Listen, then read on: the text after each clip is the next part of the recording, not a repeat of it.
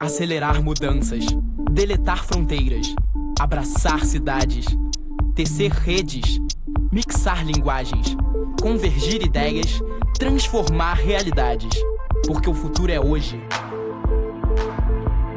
É a inquietação, o inusitado, a ousadia.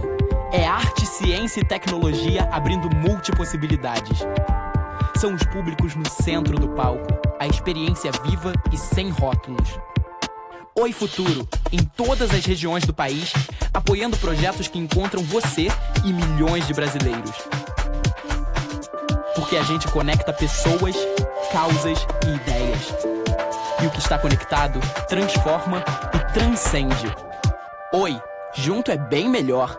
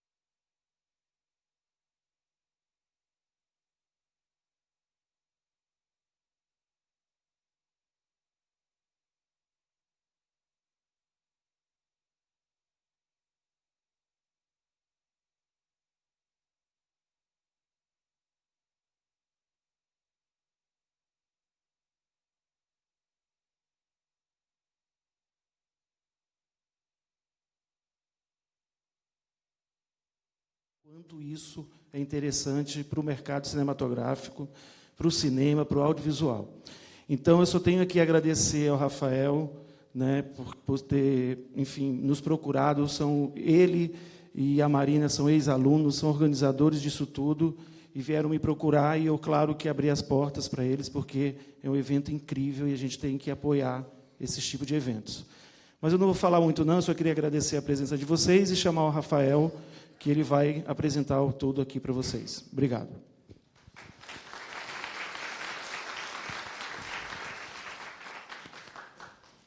Obrigado, Humberto. Obrigado a todos pela presença. Eu não tenho uma oratória muito boa, não gosto muito de falar em público, ainda mais assim no teatro, acho que eu nunca tinha subido num palco, então eu tenho uma colinha aqui, que eu vou tentar não me ater exclusivamente a ela. Primeiro dizer que é uma grande alegria estar aqui na FAAP essa noite, apresentando e abrindo esse evento, essa mesa, que tudo, de certa forma, começou aqui na FAAP. A minha relação com o cinema se aprofundou aqui, eu sou formado pela FAAP, assim como a Marina, que é braço direito do evento, e o Thiago Dottori, que é curador do BR Plot, que a gente está abrindo hoje. Então, é realmente, para a gente, uma noite muito especial. Ela também é uma noite muito especial porque o BR Lab, ao longo de 7 anos, contribuiu com o desenvolvimento de vários projetos a cada ano. A gente recebe 12 projetos brasileiros e estrangeiros da América Latina e Península Ibérica, que são desenvolvidos através de várias consultorias, mas essas atividades acabavam, no meu ver, ficando muito restritas e quase exclusivas somente aos projetos. Então, nesse ano, graças a várias situações, a gente conseguiu expandir as nossas atividades. Junto com a ABRA, criamos esse espaço para encontro, discussão e reflexão sobre a narrativa, a escrita audiovisual, a narrativa audiovisual e também o mercado de roteiro. Esse ano também, graças ao aporte de novos patrocinadores, a gente conseguiu fazer um evento exclusivo para 3 projetos em fase avançada de desenvolvimento com o Turino Film Lab, que é um laboratório de design de audiência. Então, é um laboratório onde participam produtores, diretores e distribuidores, e assim a gente consegue estender um pouco mais o nosso olhar também para um gargalo, porque não basta só escrever, nem só produzir bem. Depois esses filmes têm que ser exibidos e o público, né, tá aqui. E por isso essa noite é um motivo de uma grande alegria. Cada ano é um ano difícil. A continuidade do BR Lab, de certa forma, desde 2014, só foi possível graças a um dos parceiros mais fiéis que a gente tem, que é a SPCine, Secretaria Municipal de Cultura, e a Prefeitura de São Paulo, que patrocina o BR Lab desde 2014. Nesse ano, em especial, o projeto foi contemplado pela chamada pública da Oi Futuro de Projetos Culturais e conta com o patrocínio da Oi, através do PROAC de São Paulo, e isso nos permite realizar essas ações. Também o apoio da FAAP, muito especial, e do SESC, especialmente do Centro de Pesquisa e Formação, que se juntou como co-realizador do evento e que recebe as mesas do BR Plot a partir de amanhã. Eu queria chamar o nosso parceiro mais fiel, como eu acabei de alcunhar, o Thiago Taboada, gerente executivo de atividades operacionais da SPCine. Obrigado. Obrigado, gente.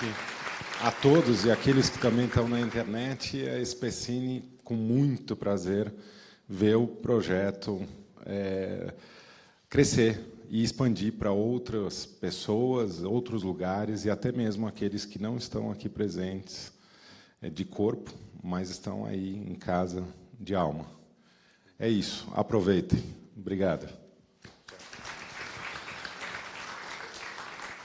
Rapidamente, além da SPCine, nós, como já mencionado, temos o patrocínio da Oi, através do PROAC, Programa de Ação Cultural do Governo do Estado, e o apoio fundamental da FAAP, que nos acolhe essa noite, da ABRA, que é uma parceira nesse braço de programação, da FIGA BR, uma agência de vendas que premia alguns projetos, Vitrine Filme, Cinema do Brasil e Apex, Cinema in Development de Toulouse, FAAP, que eu já falei, mas vou falar de novo porque eu estou aqui, Torino Film Lab, Tribeca Film Institute, Embaixada da França, Ministério das Relações Exteriores do Chile, Consulado de Israel em São Paulo, Sesnic, Quintino e Salinas, advogados, Revista de Cinema, Latam Cinema, Hotel Golden Tulip, Abra, que eu já falei, mas vou falar de novo porque eu estou aqui, Recam, Cinemateca Brasileira, Canal Brasil, Espaço Itaú de Cinema e Fábricas de Cultura.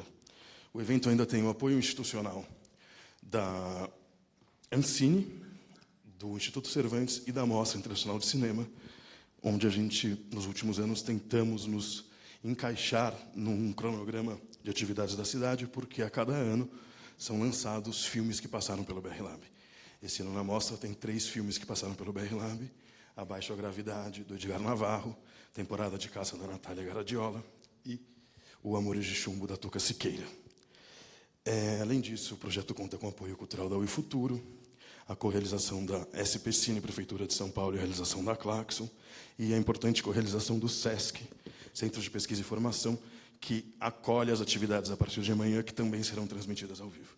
Para falar em nome do SESC, eu queria chamar rapidamente o Maurício Trindade, e, em seguida, a gente começa aqui nosso debate. Maurício é gerente adjunto do Centro de Pesquisa e Formação do SESC. Obrigado. Obrigado. Eu represento o nosso diretor, Danilo Santos de Miranda, e também a Gerência de Ação Cultural do SESC, responsável pela linguagem. O SESC trabalha com cinema e reflete sobre cinema desde a sua criação, né? Em setembro, agora, nós completamos 71 anos, e quando se olha os relatórios do SESC, desde a década de 40, nós percebemos a presença do cinema, quer seja exibições gratuitas para comerciários, como também em ações de reflexão. E isso é um contínuo na nossa história. Então, é com muito prazer e alegria que nós fazemos parte como correalização, e esperamos que sejam dias de muito trabalho, muita reflexão, né? As oficinas rolando fortemente. Fica aqui, então, justamente o nosso reconhecimento pela ação, e espero que vocês possam estar no centro de pesquisa também. Eu sei que, para o BR Plot, as inscrições já se esgotaram, mas sempre há uma quebra. Então, quem quiser aparecer lá amanhã e verificar se tem a possibilidade de entrada, é sempre oportuno. Tá ok? Obrigado e até. Bom, sem me alongar muito, eu queria dizer que além do BR Lab, a Claxon, que é a minha empresa, faz outros laboratórios para a Ancine. Isso só digo para constar, são laboratórios da linha Prodave 4, para constar que também o resultado de hoje é resultado de um esforço que a gente vem, e de um trabalho contínuo que a gente vem fazendo para entender uma melhor metodologia de acompanhamento de projetos de algumas demandas do mercado. Nesses laboratórios que a gente tem feito nos últimos anos, um parceiro fundamental, que é um amigo que eu fiz, inclusive, aqui na FAP, que é o Thiago Dottori, conversando bastante sobre demandas e necessidades do mercado, a gente decidiu criar esse braço para expandir as atividades para aquilo que os interessa, que é a escrita. Eu queria chamar aqui o Thiago para apresentar também a mesa. E aproveito para agradecer também pessoalmente ao Braulio, a Melanie e ao Mar, que já virão. Obrigado, Thiago. Precisa apresentar mais alguém, alguma coisa? Podemos começar. Tem a Abra, conheçam a Abra, abra.arte.br. Quem é roteirista, é sempre importante a gente se juntar, discutir, tentar melhorar condições de trabalho, debater roteiro como a gente vai fazer aqui agora. Obrigado, Rafa. Podemos começar a mesa. Valeu. Te agradecer demais por ter viabilizado e levantado esse evento, que você é um cara incrível. Obrigado mesmo. É uma noite especial, de fato. A gente se formou aqui. Eu entrei na FAP em 97, acho que o Rafa entrou um pouquinho depois. Fiz cinema. E eu acho que eu fiz cinema um pouco por causa dos filmes que esses caras que estão aqui, esses caras e essa mina, ou esses carics, esses roteiristas. Melanie, vem cá, você fez Carlota Joaquina, filme fundamental da retomada.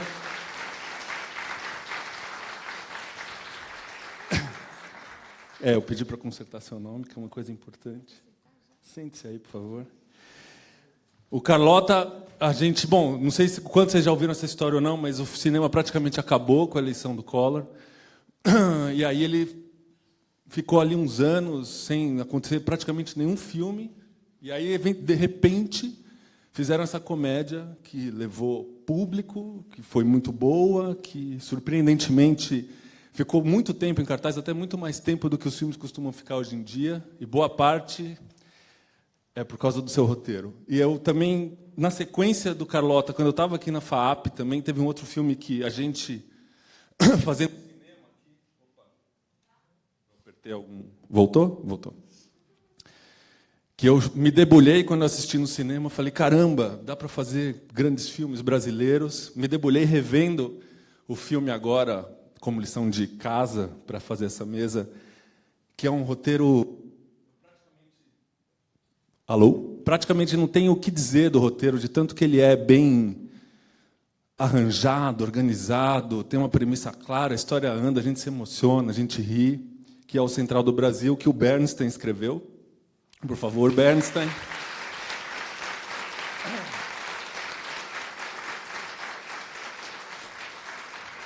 O Marcos escreveu esse filme com o João Emanuel Carneiro, que não está aqui, mas, enfim, é um filme escrito em dupla. Ele fala pelo João Emanuel. E, ao final da minha formação, mais ou menos em 2001, 2002, e eu, inclusive, trabalhava na O2, e ficava ali tentando assistir qualquer coisa possível daquele filme que já estava tão falado, mesmo antes de ser lançado, que foi escrito por um cara que, por um acaso, é meu mestre, porque o primeiro longa que eu escrevi a gente escreveu juntos, eu era assistente do Braulio, e depois, pela generosidade dele, eu assinei o roteiro junto com ele, que foi o Vips, e que foi extremamente importante para que a gente consolidasse a nossa indústria, porque o Cidade de Deus foi, não sei se vocês lembram, mas foi uma avalanche de público e de prêmios. Passou no Festival de Cannes, não em competição, mas foi talvez o filme mais importante do Festival de Cannes naquele ano, e depois teve 4 indicações ao Oscar, além de todos os outros prêmios, assim como Central ganhou o Urso de Ouro no Festival de Berlim, a Fernanda Montenegro ganhou a melhor atriz, depois foi indicada a melhor atriz no Oscar, e o Cidade de Deus completou um pouco essa trajetória de retomada do cinema brasileiro. Então, Braulio, venha para cá também, por favor.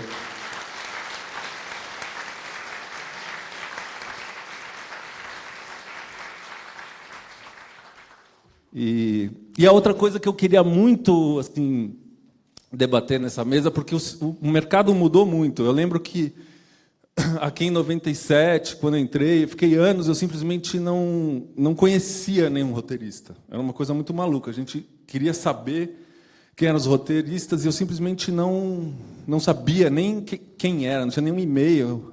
Não lembro, já tinha e-mail naquela época. Mas não tinha como chegar em ninguém, praticamente. Então, eu fico muito curioso para saber da Melanie, que escreveu esse filme ainda antes, como que era o cenário, como que era, existia a Globo, que fazia novela, que sempre foi uma indústria sólida no Brasil. Mas esse nosso mundo aqui, de produção independente, de cinema, enfim, tinha acabado a Embrafilme, não tinha nada no lugar. Da onde que você conseguiu, enfim, se preparar para escrever um roteiro? Como que foi sua trajetória? Não faço a menor ideia. Espera aí.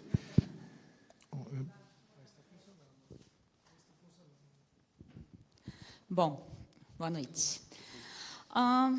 Na verdade, a minha vida em cinema começou com um filme chamado Não Quero Falar Sobre Isso Agora, que foi um filme...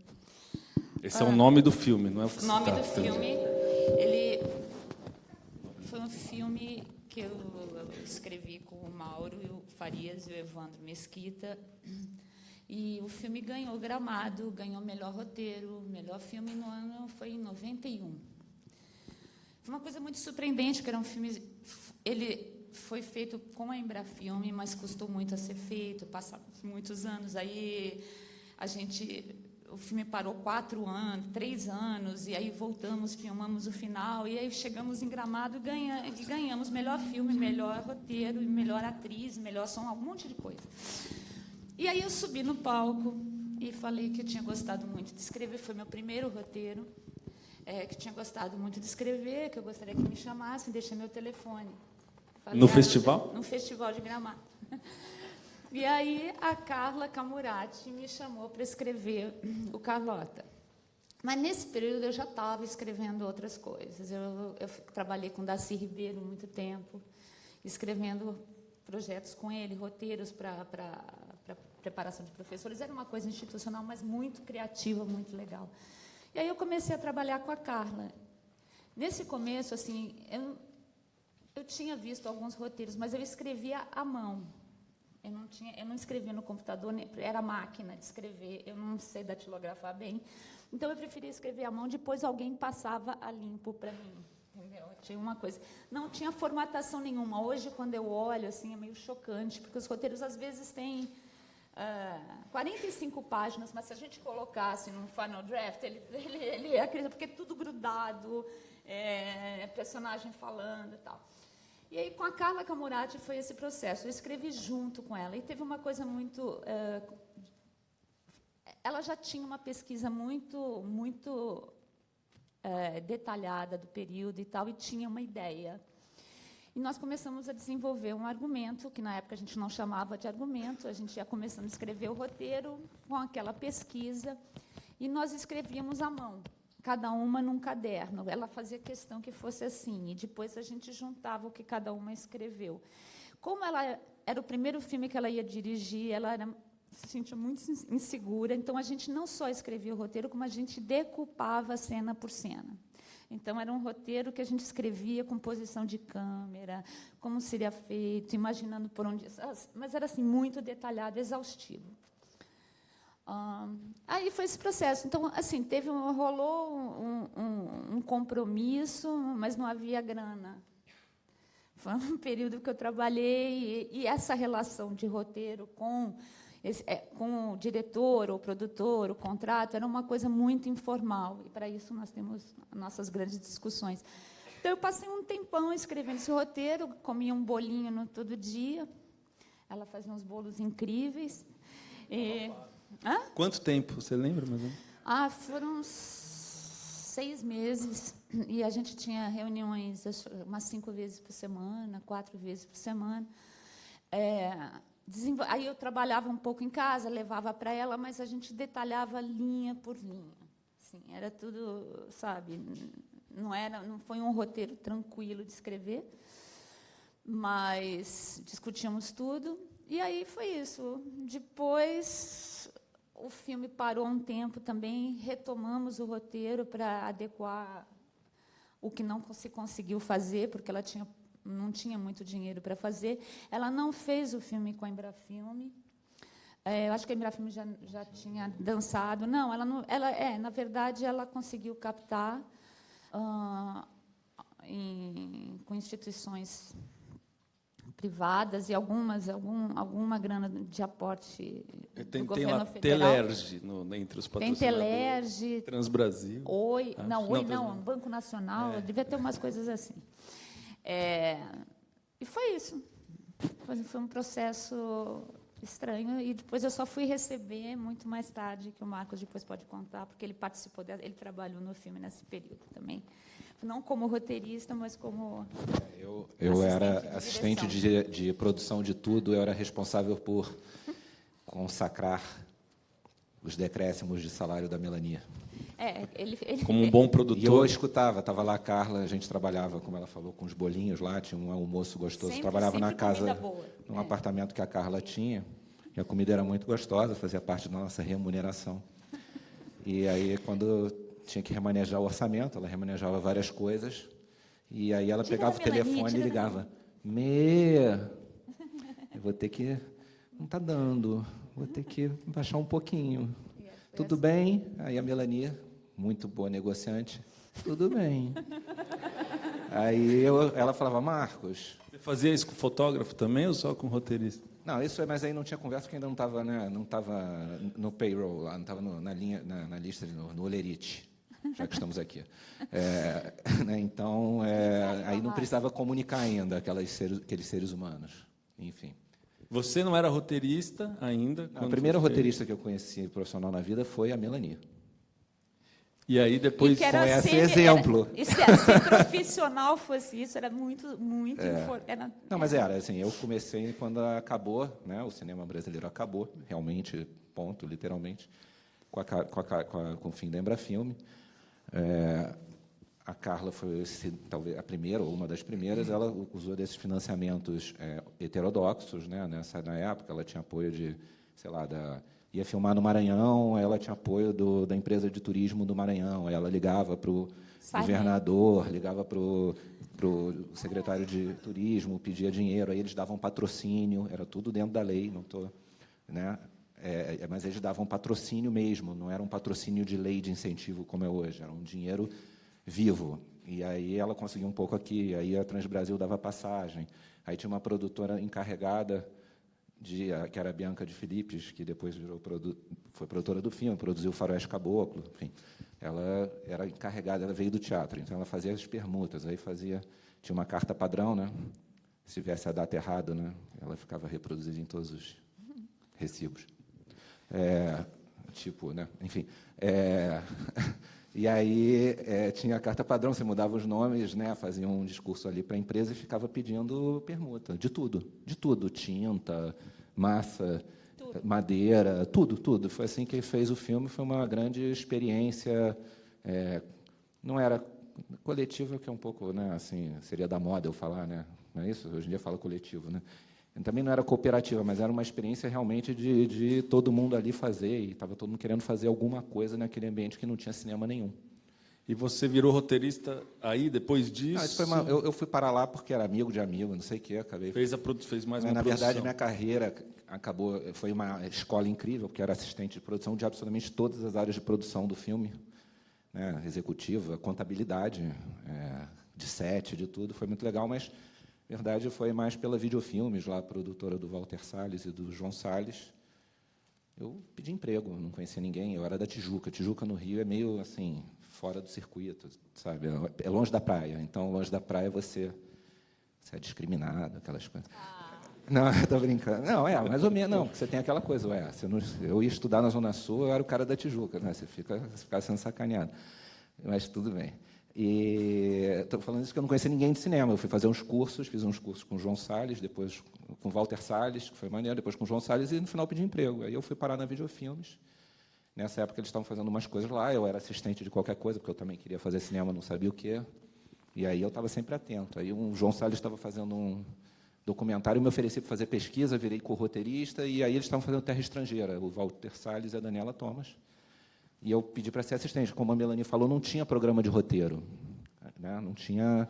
E as pessoas mal sabiam mexer em computador. Eles são 15 anos mais velhos, mais ou menos, que eu tenho 47. Então, eles eram completas múmias relacionadas a computador.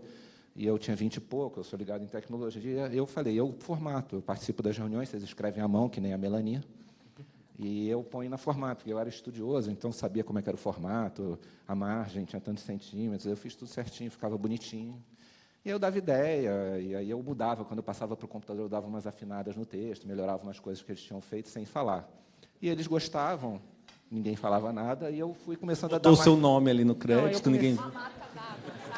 Quase isso. Aí eu fui dando mais opinião, que fui ganhando confiança. Aí um dia eu falei para eles que eu afinava, ele falou, então tá legal. E aí, enfim, aí comecei a participar mais e dei ideias que foram importantes o suficiente para ser meu primeiro roteiro assinado com eles, com os dois. E nessa época que eu já tinha lido, antes disso eu tinha lido uma premissa, uma sinopsezinha de 3 páginas do Central do Brasil, antes de fazer o Terra Estrangeira. E eu achei a premissa, que é mais ou menos o primeiro ato do filme, até a viagem começar, aquela mulher que não se cuida, que escreve cartas, que ela compartilha com a amiga, decide qual que vai mandar, qual que não vai, para ficar com mais o troco maior. Tem aquela criança que perde a mãe e ela tem que levar para o Nordeste. Era meio isso, que já era incrível, já era uma ideia super legal.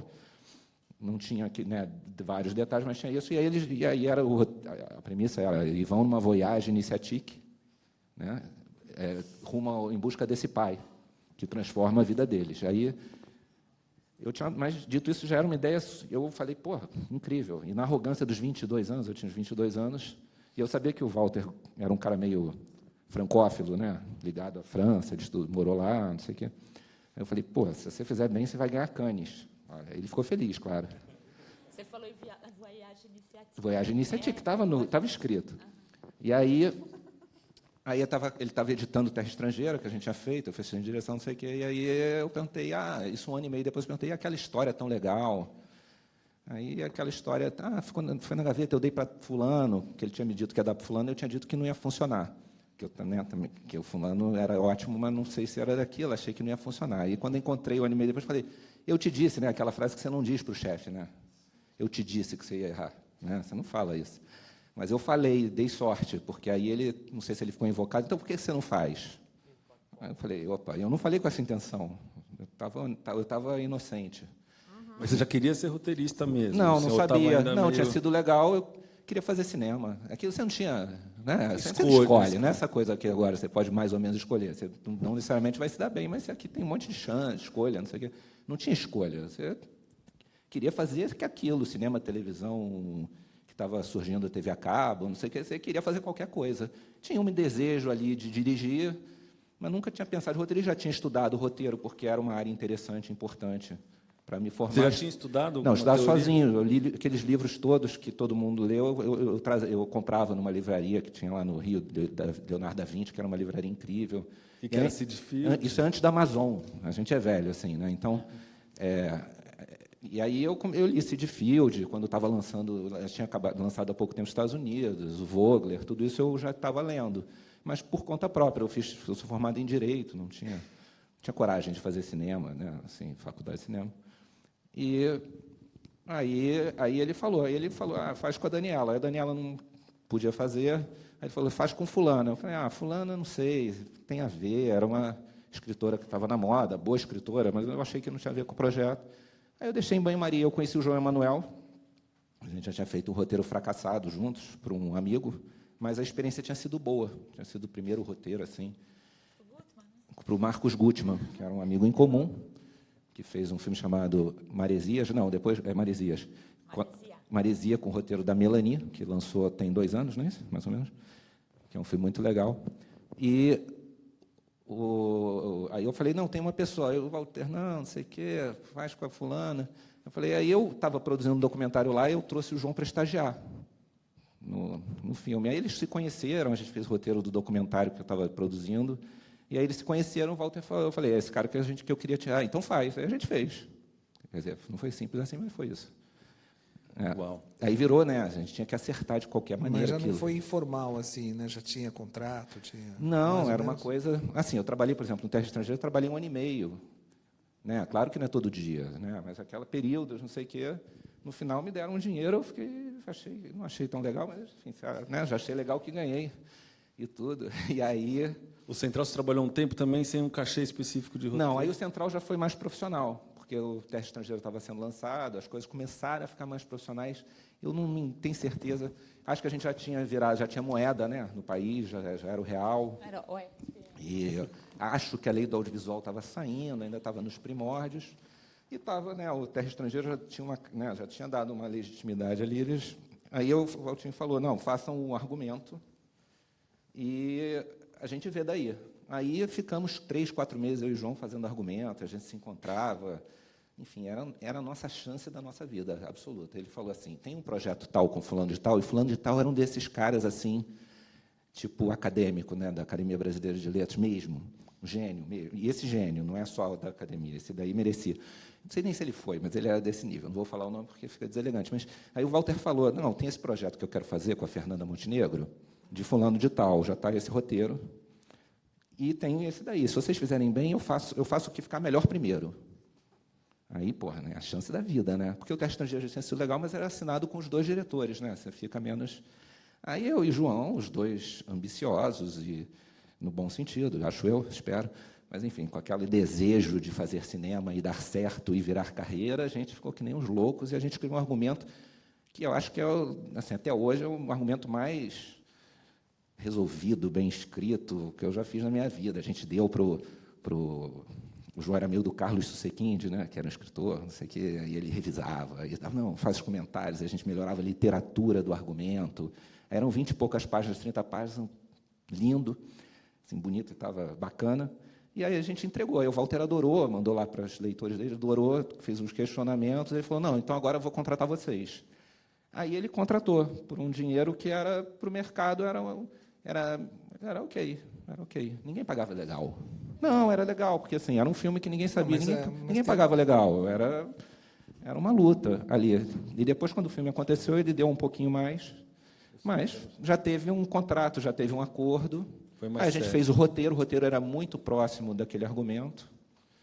Ele tinha grande diferença do filme pronto, era que o caminhoneiro não era caminhoneiro, porque a gente achava um clichê chato, bobo, ela encontrar um caminhoneiro no meio do caminho. A gente fez o cara era um fiscal de ticket, que entra no meio dos ônibus intermunicipais, não sei o que, interestaduais, que confere os tickets. E a Fernanda e a Marília, que eram escritas Fernanda e Marília, porque era o Valtinho falou, vai ser a Fernanda e a Marília, a gente acreditou, né? O Valtinho, ele, né, cara tem poder. O cara tem lá, né, a palavra dele. Então, os nomes dos personagens eram Fernanda e Marília até o segundo tratamento do roteiro. E aí só que elas tinham um twist rodriguiano, cafajeste rodriguiano, né, claro, que quando é feito por outros que não, o Nelson Rodrigues é sempre a chance da cafajestada. Que a gente resolveu fazer, como era um filme sobre paternidade, maternidade, não sei o quê, a gente resolveu que a Marília era uma filha não reconhecida da Fernanda, que ela tinha tido muito nova. E elas se tratavam como amigas porque tinham um trauma ali e elas resolviam esse trauma no final do filme. A ideia não era ruim, mas a resolução não ficava tão elegante quanto as outras coisas. Aí eles criticaram isso, a gente falou, pô, mas você gostou do resto? Gostei. Então deixa a gente tentar no roteiro, porque isso é uma qualidade, uma coisa que já dando dicas, que não são muitas, mas assim, o argumento é um monstrinho, né, não é, né, o roteiro é o melhor monstrinho de cinema. É a coisa menos ruim que inventaram para você ver o filme antes de você gastar dinheiro para cacete. Aí inventaram esse negócio do argumento, que já é um monstro mais deformado, que não é tão legal, não é tão visual, e ele tem várias artimanhas. Você usa a literatura para enganar o leitor e a si próprio. E a gente não fez muito isso, mas é isso, é uma verdade, assim, aquele, né, que faz a bombástica, é verdade, né, para não ter margem de discussão, mas é um pouco mesmo.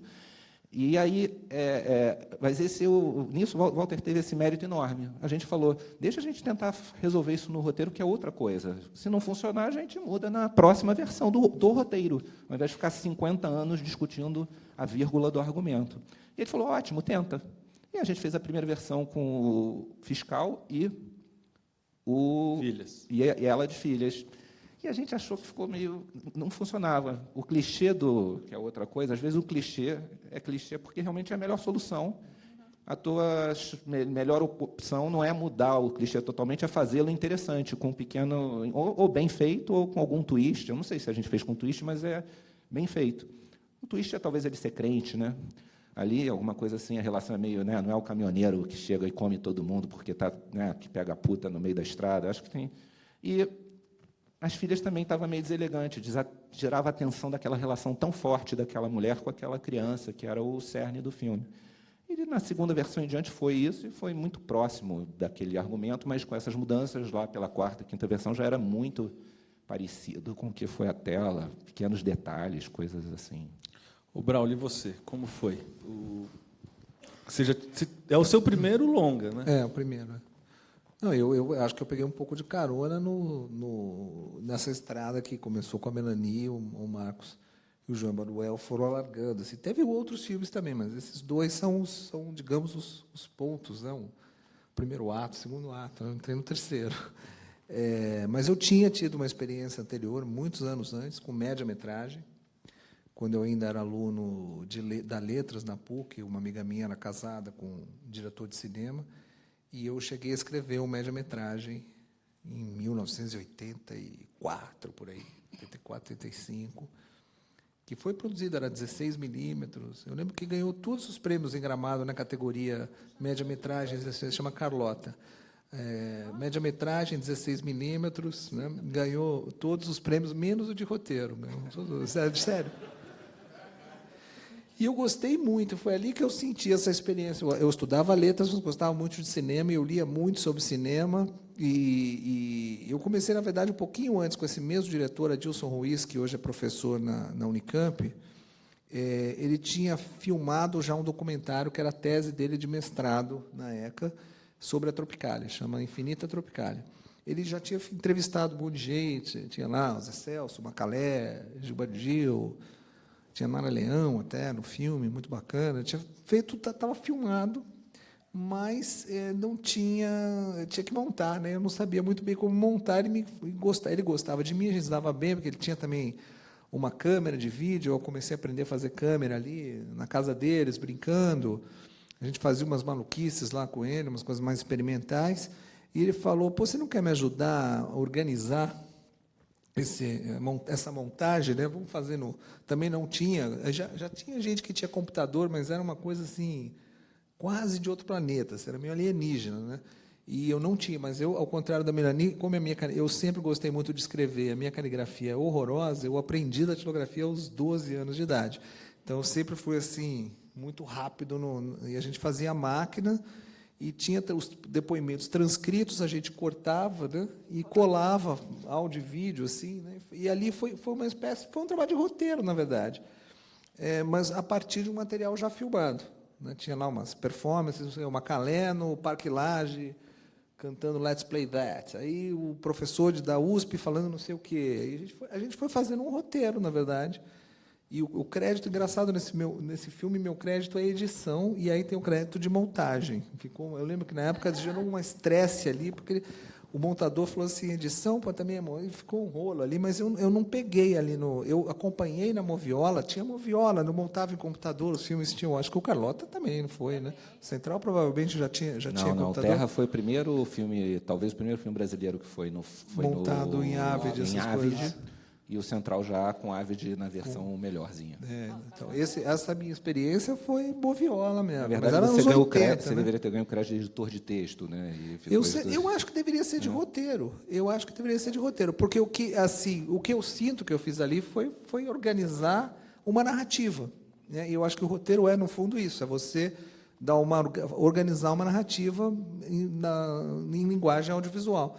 E aí depois, como foi boa a experiência com ele ganhou aí tinha Embrafilme, ainda tinha Embrafilme, mas tinha inflação também, né? Tinha Embrafilme e inflação. Então, quando saía um dinheiro, tinha que gastar muito rápido, porque ele se desvalorizava muito rápido, né? E aí eu lembro que eu ganhei até uma graninha para escrever o roteiro, e trabalhei como assistente de direção no set também, que eu também, como Marcos, eu queria eu fui mordido por esse negócio do cinema. Eu fazia teatro, estudava letras, mas eu deu essa mordidinha do bichinho de uma câmera, contar a história de outro jeito. E tinha cinema no Brasil, tinha Embrafilme, né? Mas não me parecia uma profissão. Eu também precisava, eu pagava já aluguel quando eu estava na faculdade, eu me sustentava, então eu trabalhava como revisor e era um negócio assim, mas não era um trabalho roteirista de cinema, né? Tinha o Leopoldo Serran e o Doc Comparato, o pessoal de TV, claro, de novela, mas assim, o Duran tinha 3 nomes. E nunca imaginei que eu pudesse pagar as minhas contas e escrever um roteiro nessa época, nos anos 80. E aí mas eu acabei virando roteirista, mas principalmente de programas educativos, TVs educativas. Eu escrevi Telecurso 2000, eu escrevi muitos programas para a TV Cultura, para o Canal Futura, para a TV Escola, do MEC, né? Eu fiz muito isso e foi nos Telecurso 2000 que eu cruzei com o Fernando Meirelles. E fiquei muito próximo dele, porque eu acabei virando coordenador da equipe de roteiros, ele era consultor, eu estava desde o começo, a gente acabou ficando amigo, a gente ia para o Rio junto, fazer reunião, e amigo assim, né, de contato, mais ou menos amigo, não super amigo, mas conhecia ali. E aí depois a gente fez juntos uma série para a TV Cultura chamada Oficinas Culturais da TV, e o Fernando foi ele escreveu o conteúdo da parte de cinema. Então ele ia em casa ali, vamos fazer, né, ajudava no roteiro, e um belo dia ele me falou, eu comprei os direitos daquele romance Cidade de Deus, você leu? Eu falei, não, ainda não, estou curioso para ler. Tinha sido uma entrevista com o Paulo Lins, tinha sido publicada nas páginas amarelas da Veja, eu tinha lido sobre o livro e achei muito interessante, falei, esse livro deve ser muito bom, mas também é um livro assim, daquele, um dia eu vou ler, né? Um dia eu vou ler, você vai esquecendo. Aí o Fernando me falou que você quer escrever, quer adaptar? Sério?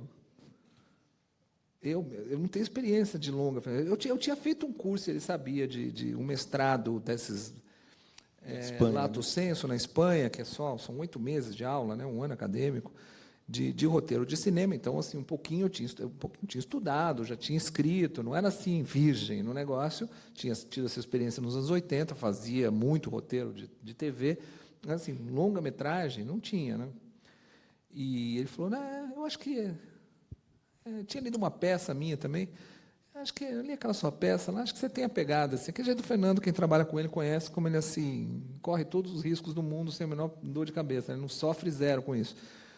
E aí eu comecei a ler o romance, quando eu cheguei na página 100, eu achei que era impossível adaptar o livro. E eu fiquei ensaiando mentalmente, era um fim de semana, eu estava fora de São Paulo, como eu ia contar para o Fernando que eu achava impossível fazer aquele roteiro e que eu não ia fazer, eu não sabia como fazer. Fiquei assim, realmente passei, né, porque eu gostava muito dele, o cara vai ficar chateado comigo. Aí, uns determinados momentos, peraí, o que eu tenho a perder se não der certo? Né? Eu vou continuar fazendo meus roteiros, você não vai mudar nada se der errado. Aí eu achei uma bobagem, e o que eu fiz foi dizer para ele o que eu achava. Eu tinha na cabeça, não sei porquê, é que naquela época começaram a sair os livros do Sid Field no Brasil, começou a retomar, por causa de vocês dois, né, e de muitos outros ali, mas com esses 2 pontos de virada aí na trajetória do cinema brasileiro, o que tinha no Carlota Joaquina e no Central do Brasil que era muito diferente dos outros roteiros. Né? Roteiro. Do cinema, dos outros filmes. Existia um roteiro muito claro. Assim, essa história está bem contada, né? Esse roteiro está bem urdido. E eu acho que não foram só esses, foram outros filmes também que chamaram a atenção para o roteiro na indústria do cinema brasileiro. Começou a ser valorizado o roteiro, as pessoas começaram a ir atrás de roteiristas, começaram a dizer essa frase horrível que a gente ouve até hoje em dia, que é, não tem roteirista no Brasil. Né? Saco essa frase. E começou ali isso, né? E eu tinha ficado com a impressão que o Fernando queria fazer um filme com uma narrativa clássica. E isso sim me parece... Por isso que eu achei que era impossível adaptar o Cidade de Deus. Tem muita história boa aqui. Isso aqui é um mundo muito maluco. E eu falei, Fernando, olha, eu topo fazer assim, eu li bastante rápido, já li fichando, assim, porque tinha pouco tempo, tinha as leis de incentivo também, tinha 3 meses para entrar com o projeto. Eu tive 2 ou 3, eram 3 meses, acho que eu tinha para ler o livro e escrever o roteiro. E eu falei, mas, cara, eu acho que narrativa clássica aqui não funciona. Eu acho que a gente tem que fazer um filme fragmentado, achar um outro jeito de contar essa história, Aí ele virou para mim, mas quem te disse que eu queria fazer um filme de narrativa clássica? Eu falei, não, então aí a gente começou a falar de momentos do livro que a gente achava que rendiam boas cenas e começou e batia muito, né? As minhas marcas no livro batiam 90% com as marcas dele. Então isso ajudou muito também no processo. E aí eu lembro que tinha esse tempo muito curto para terminar de ler e escrever. E ele foi passar umas férias com a família, assim, na Holanda. Já, a gente vai de bicicleta na Holanda, ele já era ligado, né, no meio ambiente. E eu falei, cara, mas você vai me deixar sozinho escrevendo? O roteiro vai ser seu, cara. Sim. Então, mas eu posso fazer do jeito que eu quiser? Sim. Ótimo. Ele foi. E eu realmente escrevi sempre nesse espírito de que aquela história não dava... eu acho que daria para fazer muitos filmes de narrativa clássica a partir do Romance do Paulo Lins. Uns 5, talvez. Você poderia tirar histórias dali e fazer muitos filmes. Mas, para contar como um épico, tudo aquilo, precisava ser um outro tipo de narrativa. E o Fernando falou de ter uma narração, né, em off, né, como a gente chamava, voice-over. Eu fui muito contra isso, tinha muito preconceito com narração, já com uma muleta, né? Porque aí ele falou, não, mas cara, o que a gente faz é assim, com a narração você consegue condensar um monte de informação assim, que é só exposição, e aí pum, vai para o filé mignon, e a gente vai de um filé mignon para o outro. Legal. E aí eu fui experimentando, eu acho que o filme Os Bons Companheiros, o Goodfellas, foi uma referência importante para mim. Ainda que para o Fernando a referência inicial era os Shortcuts do Altman, que eram muitas histórias, mas eu não senti colando ali no Cidade de Deus a referência a gente precisava encontrar um narrador, né? Quem é que vai contar essa história? A gente estava até falando um pouco antes aqui sobre o Buscapé, que não é um grande personagem, e foi meio deliberado isso mesmo, até um pouco copiado do Goodfellas, né? Que o narrador, que é o personagem do Ray Liotta, ele não é o cara principal da máfia, ele é um periférico. Aí eu falei para o Fernando, eu acho que se a gente pegar o Buscapé, que é o cara que quer ser fotógrafo, que deve durar umas 20 páginas do livro, no começo do livro, e some. Inclusive, ele é um personagem branco no romance. E ele, assim, como ele quer ser fotógrafo, ele pode olhar para esse mundo com outro olhar, o olhar do fotógrafo. A gente pode usar o still para apresentar personagens, sabe, congelar a imagem e dizer coisas, e retomar. E ele é um cara que, como ele quer sair desse mundo, ele não serve. Isso é uma ideia que tem muito forte no romance sobre o Buscapé e outros personagens, acho que o Barbantinho também, que é assim, não tem coragem nem para ser bandido, nem para ser polícia. Né? Por isso que a gente transformou o Buscapé em negro também. O Buscapé do filme, ele não é o Buscapé do livro, ele é o Buscapé do livro mais o próprio autor do livro, o Paulo. A gente pensou assim, então o cara que vai ter... que uma coisa do livro, do romance, que é muito interessante, é aquele olhar de dentro. Né? Não é, a gente foi muito criticado com o filme na época, pela uma visão mais sociológica, justamente porque eu acho que a gente fez uma coisa legal, que é ver do jeito que está no livro, que é olhar de dentro, não de fora. Os pobres, olha como eles se matam daquele jeito. Não, nós aqui nos matamos desse jeito. Né? O personagem do Buscapé era bom para isso, para ver aquele mundo de dentro, mas como ele não quer ser nem bandido, nem polícia, e nem gosta de trabalhar, né? Também não gosta de trabalhar, ele era artista, ele era fotógrafo. A gente pegou essa ideia, assim, o cara olhar de dentro e de fora ao mesmo tempo. Quer dizer, de dentro, porém, com um distanciamento, para poder ser um pouco minimamente crítico com aquilo e poder simplificar, explicar algumas coisas complexas dali. Como tem uma parte que a gente chamava de o institucional do tráfico, né? Como ele explica, o tráfico de drogas é um negócio. Não sei, foi assim, entendeu? É a única personagem que sai de lá. É a única personagem que sai. E o que foi muito interessante, eu acho que é uma coisa para quem está estudando, que é muito legal, como quando você começa a trabalhar muito e faz muitas coisas, uma das coisas que você aprende é que você não sabe nunca o que vai acontecer com o seu trabalho. Não dá para saber. É sempre um mistério. Pode ser uma ideia genial e pode não dar em nada. Entendeu? Pode ser uma coisa que você acha que não vai dar em nada e acaba dando certo. Eu nunca vou me esquecer. Eu tive essa experiência 2 vezes na vida. Ou seja, não me chamem para prever bilheteria. Né? Eu assisti o Cidade de Deus ao corte final. Né? Eu participei um pouco da montagem, corrigi defeitos de roteiro na montagem, que é uma coisa que a gente faz muito também. E aí eu eu disse para o Fernando assim, Fernando, eu acho que você ganharia um Oscar com esse filme, cara, é muito bom esse filme. Pena que ninguém vai ver. Eu juro, eu disse isso porque era um filme tinha o Matheus Natchergali, de ator conhecido, que um pouco aparecia. Se esconde o filme, um bando de atores desconhecidos sobre um tema super desagradável, né, violento pra caramba. Eu achava que não ia passar em brancas nuvens. E né, acabou até sendo indicado ter 4 indicações ao Oscar. Quer dizer, lá em Cannes foi engraçado quando passou lá e foi aplaudido 8 minutos, assim, a gente fiquei assim, caramba, mas o Braulio tem essa coisa. Sempre que a gente fala desses filmes, assim, eu falo uma coisa, porque eu sou o único daqui que participou do filme dos 3, de alguma maneira. E o Braulio, eu tenho essa mágoa do Braulio, então eu falo publicamente que ele nunca reconheceu isso e não tem nos créditos. Eu fui consultor do roteiro. A culpa não foi minha, Marcos, eu não fiz os Você não lembrou. E aí... nessa época também, tudo nessa época, né? Porque tinha acabado, né? Tipo, teve uma queimada e a graminha estava nascendo nessa época. Então, todo o matinho, a graminha, nessa época estavam nascendo os laboratórios de roteiro. Foi o primeiro tratamento do seu... Foi o primeiro tratamento.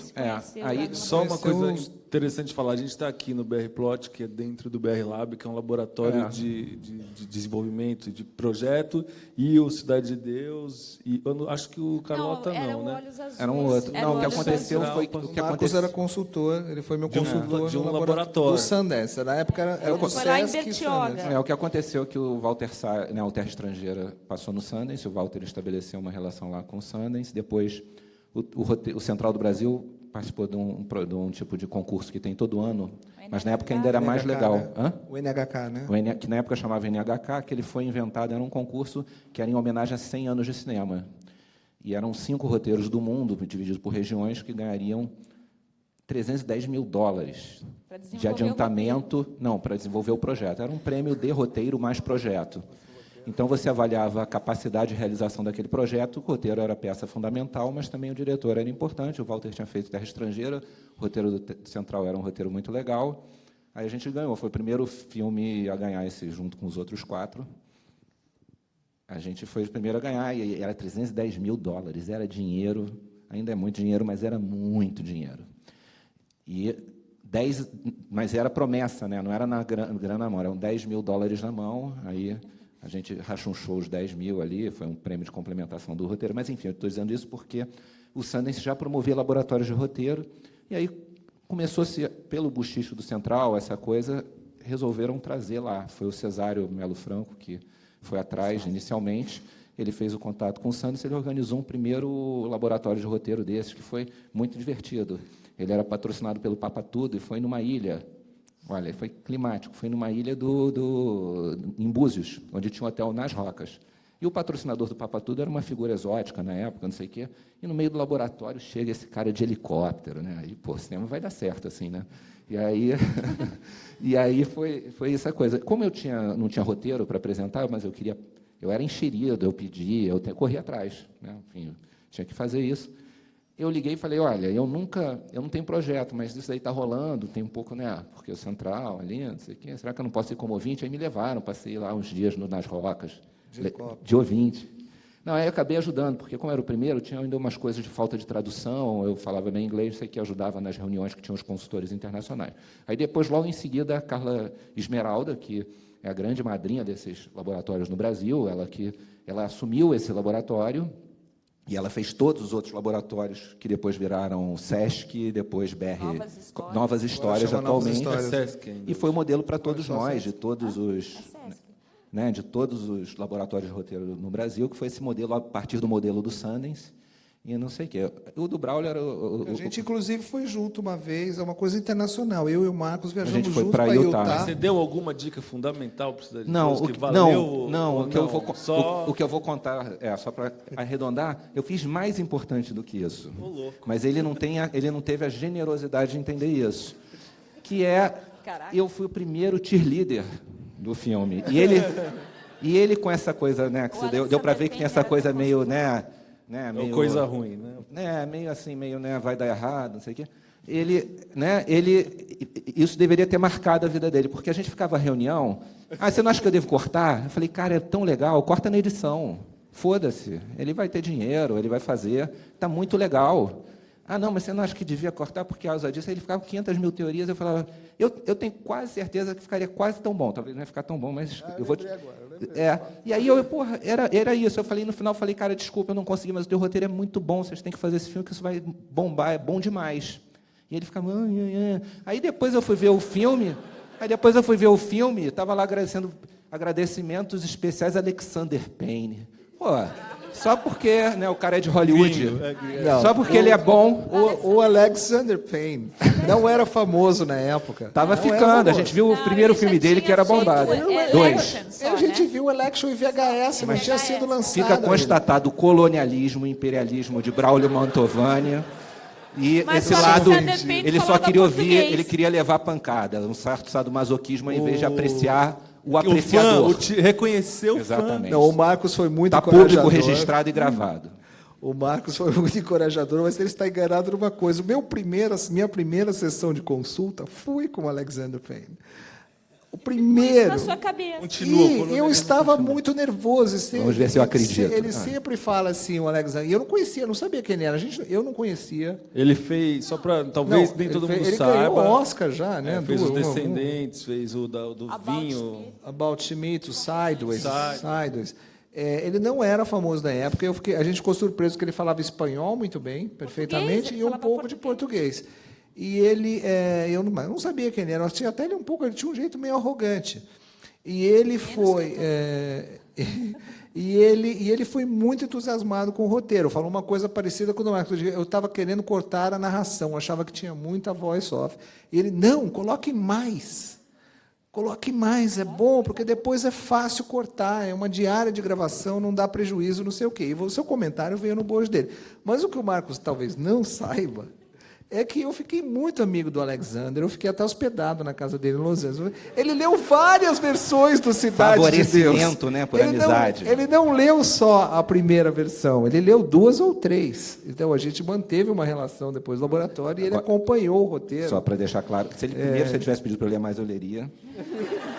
Mas, para encerrar, eu estou só brincando, e o Alexander deve ter sido um consultor melhor. Eu não fui um bom consultor, eu fui um bom team leader. Eu tenho que fazer uma meia-culpa. Eu fui descuidado mesmo nos créditos do Cidade de Deus, talvez para mim, na experiência, era o primeiro filme. Não, mas é verdade, porque depois eu vi que nos filmes, todos que passavam pelo laboratório, vinham os nomes dos consultores. Eu falhei mesmo nisso, não caiu a ficha. E tinha umas falhas. O meu primeiro filme, eu levei meu primeiro filme como coisa, eu fiz questão de botar todo mundo também, mas as pessoas às vezes falhavam. Aí eu falava com a Carla, é o mínimo que se pode pedir, eu acho que as pessoas, que mesmo o pior consultor do mundo, não agradece, o cara tomou tem que tempo, agradecer. tentou. Então, eu não fui só injusto com você, eu fui injusto com o Tommy Dreiser, né? É só uma piada. A Tezuka Yamazaki, que também foi consultora do roteiro. O Coutinho não foi meu consultor.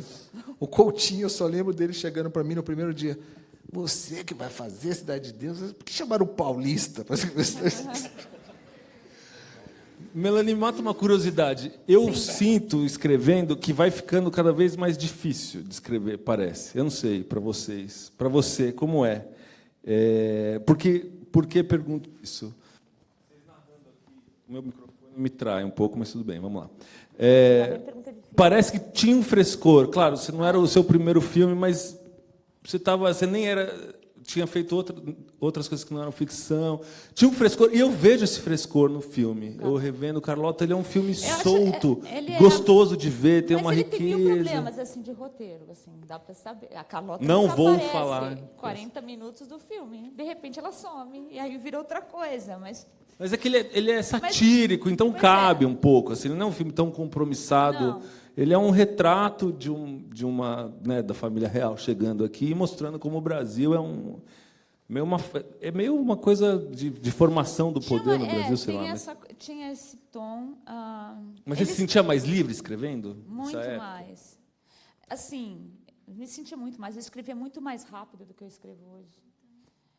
Nessa angústia, a gente tem 3 meses para escrever um roteiro. A gente escrevia um roteiro em 3 meses. Hoje, eu não sei se eu consigo escrever em 3 meses um argumento e um roteiro.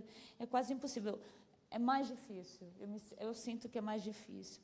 O Carlota foi muito fácil, assim, a gente quando pensou naquele tio contando a história para a sobrinha de uma princesa de um reino distante, liberou tudo. Porque você tem onde sustentar a narrativa. A história de uma princesa, você fala aí qualquer coisa. Uma porrada de historiadores, assim... Nossa, caiu de pau, dizendo que aquilo tudo era um absurdo, que era realmente muito... equivocado, etc. Mas a gente tinha liberdade de ser uma história que um tio na Escócia, e a Escócia tinha uma razão de ser na história, porque quem deu a ideia de fazer esse filme foi um namorado que a Carla tinha, que era um historiador escocês, né? E ele falou, poxa, tem essa... Por que vocês nunca fazem um filme, não fazem sobre essa princesa? Foi ele que trouxe a história. E a gente teve uma historiadora trabalhando na pesquisa, e a pesquisa era ótima. E, às vezes, aconteceu de a gente escrever cena que a gente criava e depois a gente achar na pesquisa coisas exatamente iguais. Assim, a gente era quase premonitório, porque foi muito livre mesmo. A partir do momento que a gente inventou essa narrativa de conto, e que poderia tudo, e aí... Isso tudo veio se juntar às dificuldades do filme. Aquelas roupas eram feitas de jornal pintado. Não tinha grana para comprar tecido para fazer a roupa de todo mundo. Os figurantes, eles usavam roupas de montagem de jornal com papel machê, assim, sabe? Aquela tinha saco, né? Aquele saco de... Era uma coisa assim impressionante. Então, assim, o tipo de narrativa se juntou às dificuldades também. Vocês tiveram um pouco de diálogo, de mexer no roteiro por causa de orçamento, alguma coisa assim? Os três? Com a Carla Camurati, sempre, todos os filmes que eu fiz, sim. Porque não tem dinheiro? Porque ela não consegue fazer, chega um dado momento, ela não consegue. Nossa, o Copacabana, que foi aquela coisa muito louca.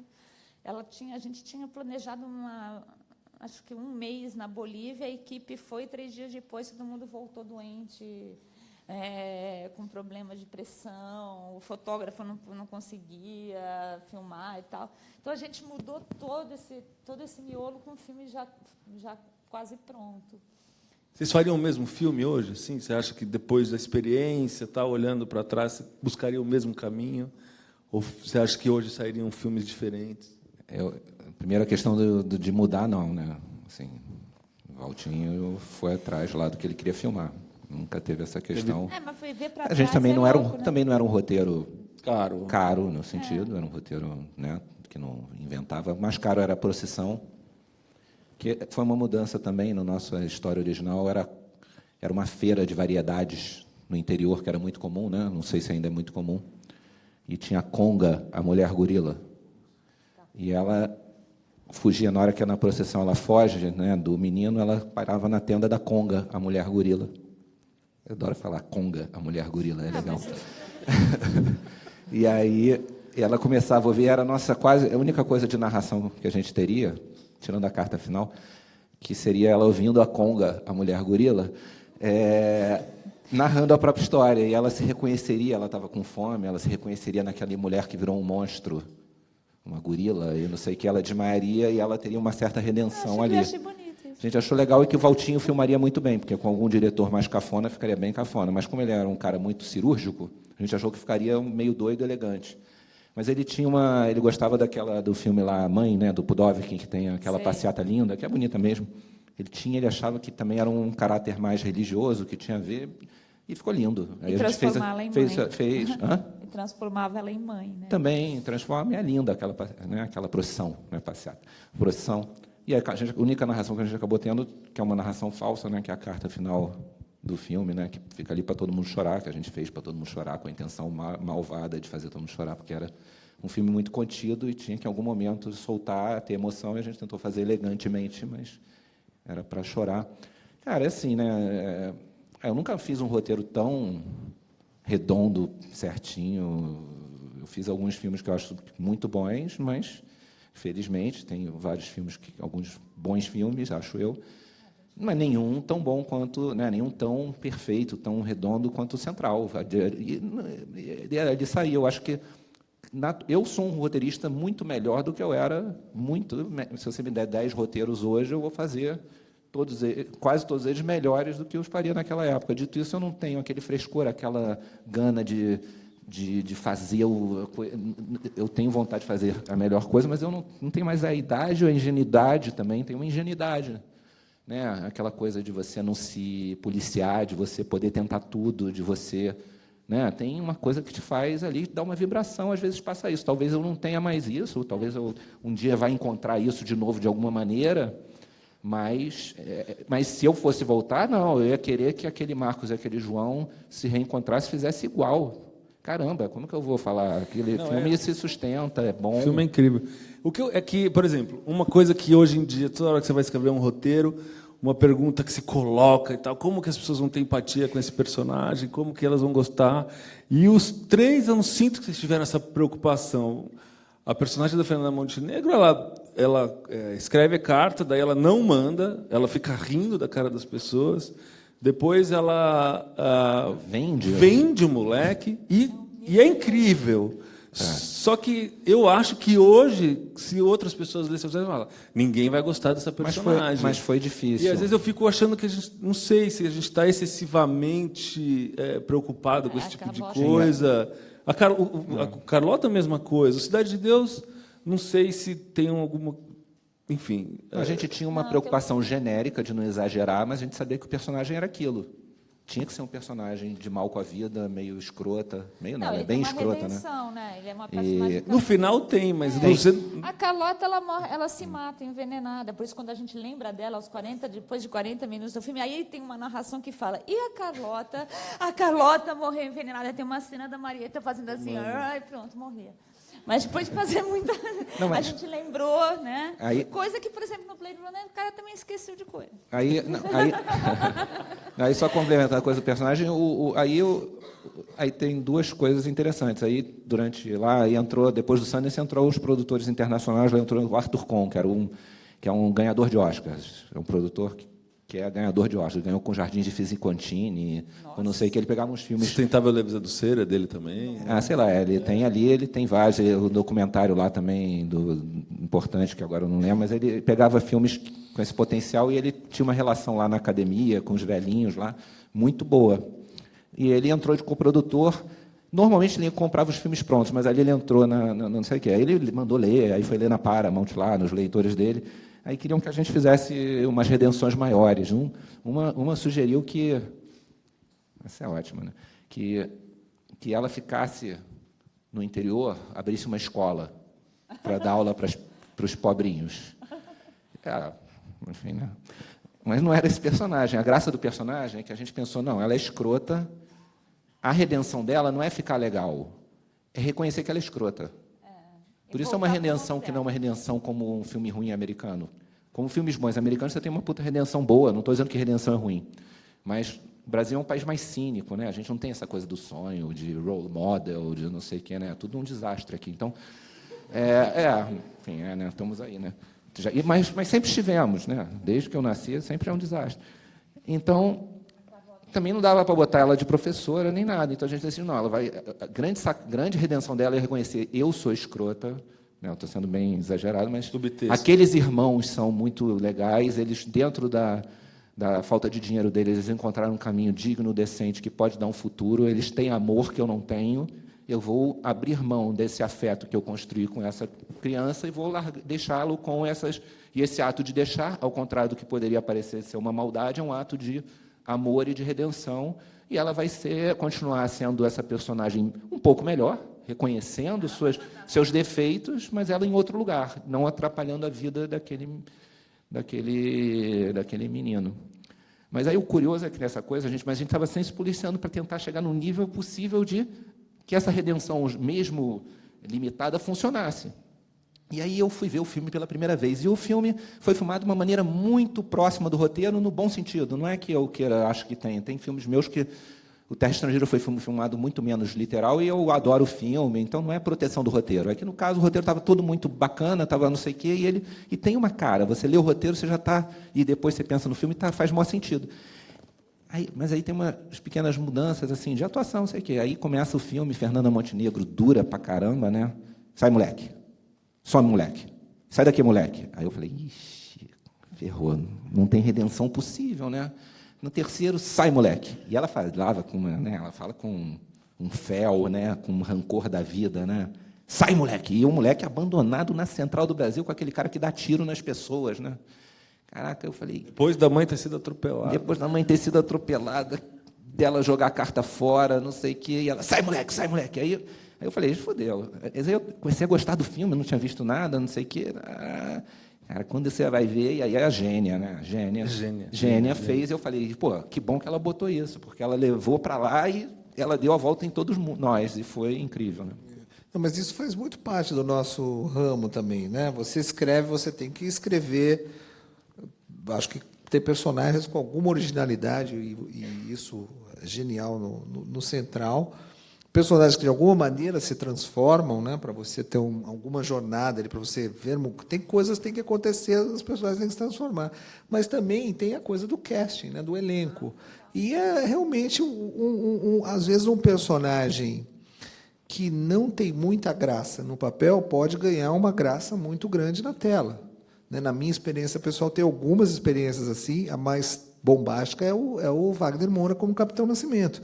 Fez a gente mudar o filme na montagem. Ele aparecia com 50 minutos de filme. E eu, inclusive, ficava cortando. Quando ele trabalhava com o Zé no roteiro, tinha aquela cena que o Capitão Nascimento chega em casa e abre a geladeira. Quando o roteiro estava na minha mão, eu cortava aquela cena. Ia para o Zé, voltava, estava a cena lá de novo. E a gente fez você avisava que você cortava ou você finge? Aí eu falei... Não, no começo eu não avisava. Eu falei, ô Zé, cara... Para de pôr essa cena de volta. Essa cena é chata, não acontece nada aqui. O cara entrando em casa e abrindo a geladeira. Por que você quer botar essa cena? Esse Capitão Nascimento é um mala. Começa que eu não gosto desse personagem. Ele é um chato. E aí, essa cena não precisa, cara. Para que você quer isso? Aí a explicação dele foi completamente sem noção. Assim. Não, é que todos os caras ele me disse, todos os caras que eu entrevistei do BOPE dizem essa mesma coisa, que eles chegam em casa e a primeira coisa que eles fazem é abrir a geladeira e tomar um copo d'água. Eu quero mostrar isso. Você vai cortar na montagem, Zé. Você vai gastar dinheiro à toa, você vai cortar na montagem, mas faz. E não é que a cena é genial? O Wagner Moura abre assim a geladeira e você fica assim, meu Deus, o que ele vai fazer? Ele abriu a geladeira. Não é? Mas é que o Wagner Moura ele só pega ajuda, um copo né? d'água, mas você aqui abre e faz uma cara que você fica assim, né? A geladeira abriu. Então tem esse lado do nosso trabalho, do carisma dos atores, que é incrível, né? E às vezes você acha que você escreveu um personagem bom pra caramba, aí você vai ver e, putz, não é que o ator é ruim, mas não a velha casou. constatação que o roteiro não é o filme. O roteiro não é o filme. Não é, eu acho que a gente não deve proteger nesse sentido, né? Quando dirige, por exemplo. Né? Não deve, não. Ele se transforma mesmo, né? O Marcos falou, né, do argumento, que é um monstro, né? Eu acho que tem isso mesmo. Ele vai se transformando, né? Você escreve o argumento, você faz uma escaleta, você muda esse argumento. Você escreve o primeiro tratamento do roteiro, você muda a escaleta. E aí você vai mudando o roteiro em vários tratamentos. E na hora de montar, muda também. E vocês acham que está mais difícil escrever hoje por país dividido, polarizações, discussões, representatividade? Vocês têm essa... Porque nessa época acho que não tinha esse tipo de... O cenário não era tão dividido, polarizado e tal. Vocês acham que isso influencia hoje a escrita um pouco, assim? Ou não é uma coisa com a qual vocês se preocupam quando vocês estão escrevendo? Eu acho que na época não era, assim, já era polarizado, né? Já tinha o PT, que era contra, não sei o que, tarará, o que estava lá, mas era pequenininho, né? Assim, também não era tão... Mas não era a mesma coisa. É outra coisa que ele está dizendo. Não, estou falando, polarizado de tudo, a sociedade. As questões identitárias, etc. Eu acho que... Mas é isso que eu estou falando.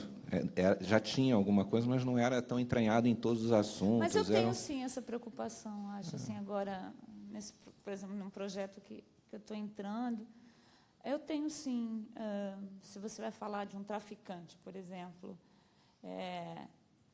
sobre a história, a vida de um cara que existiu, como falar desse cara, entendeu? Quem é ele? Se é o bandido? Aí tem a questão da polícia, é romantizar esse traficante, achar que ele é um mal necessário, e se ele funciona. Não, são questões que você tem que pensar. E eu não sei como... É um fato novo. É um fato novo. Eu acho que o briefing, né? é mais hollywoodiano, de uma coisa incrível. É como se você fosse falar dos bons companheiros. Eu acho que tem uma... você tem Assim, eu pelo menos sempre tive a preocupação do que o filme estava dizendo e ser um pouco honesto com o que ele dizia, mas era em outros termos mesmo. Hoje em dia você se preocupa com elementos mais específicos, né? Fazendo televisão, né? Eu faço novela também, assim, às vezes é mais... Novela é mais complicado. Né? Pois é. Eu moro, assim, não, fora isso, essa ideia dessa coisa do traficante, eu moro do lado da Rocinha, entendeu? A guerra está acontecendo assim, o tempo todo da minha casa eu vejo tiro, tem bomba, assim, uma coisa tem exército na porta. Uma coisa que eu acho que o como desse cara, entendeu? Mas é uma coisa que eu acho que assim, eu sempre fiz. Eu acho, por exemplo, o Braulio, né?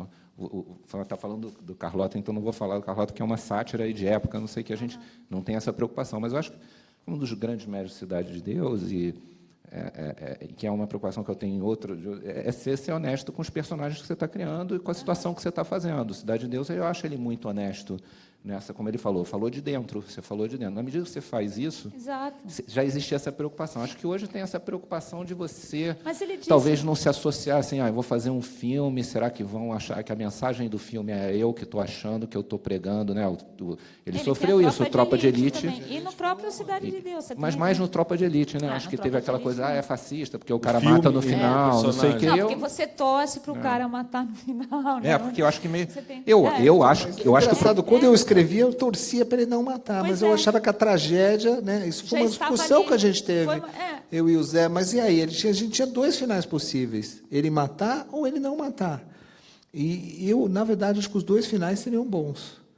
E a gente acabou optando pelo mais trágico, porque a gente achou que o cara se converter num assassino tem mais a ver com eu acho que é real. Esse tema pega a gente. Real. É mais eu acho que seria medroso o outro final. O outro final seria medroso. Ele não seria verdadeiro. Então, teria o cara um desafio mata. Como fazer esse final não ser medroso, esse outro final. Eu acho que seria possível. A gente tinha ideias para isso, mas a gente realmente optou pelo final pior de todos. A gente queria um negócio perturbador mesmo. Queria que fizesse mal. A gente não esperava que isso fosse mexer com esse lado do brasileiro que adora, e isso a gente não esperava. Eu comecei a receber suásticas, uns e-mails com suásticas. O que está acontecendo? Eu estava no Brasil, não sabia que o filme, nem sabia que o filme tinha passado no Festival do Rio, e comecei a receber mensagens me chamando de nazista.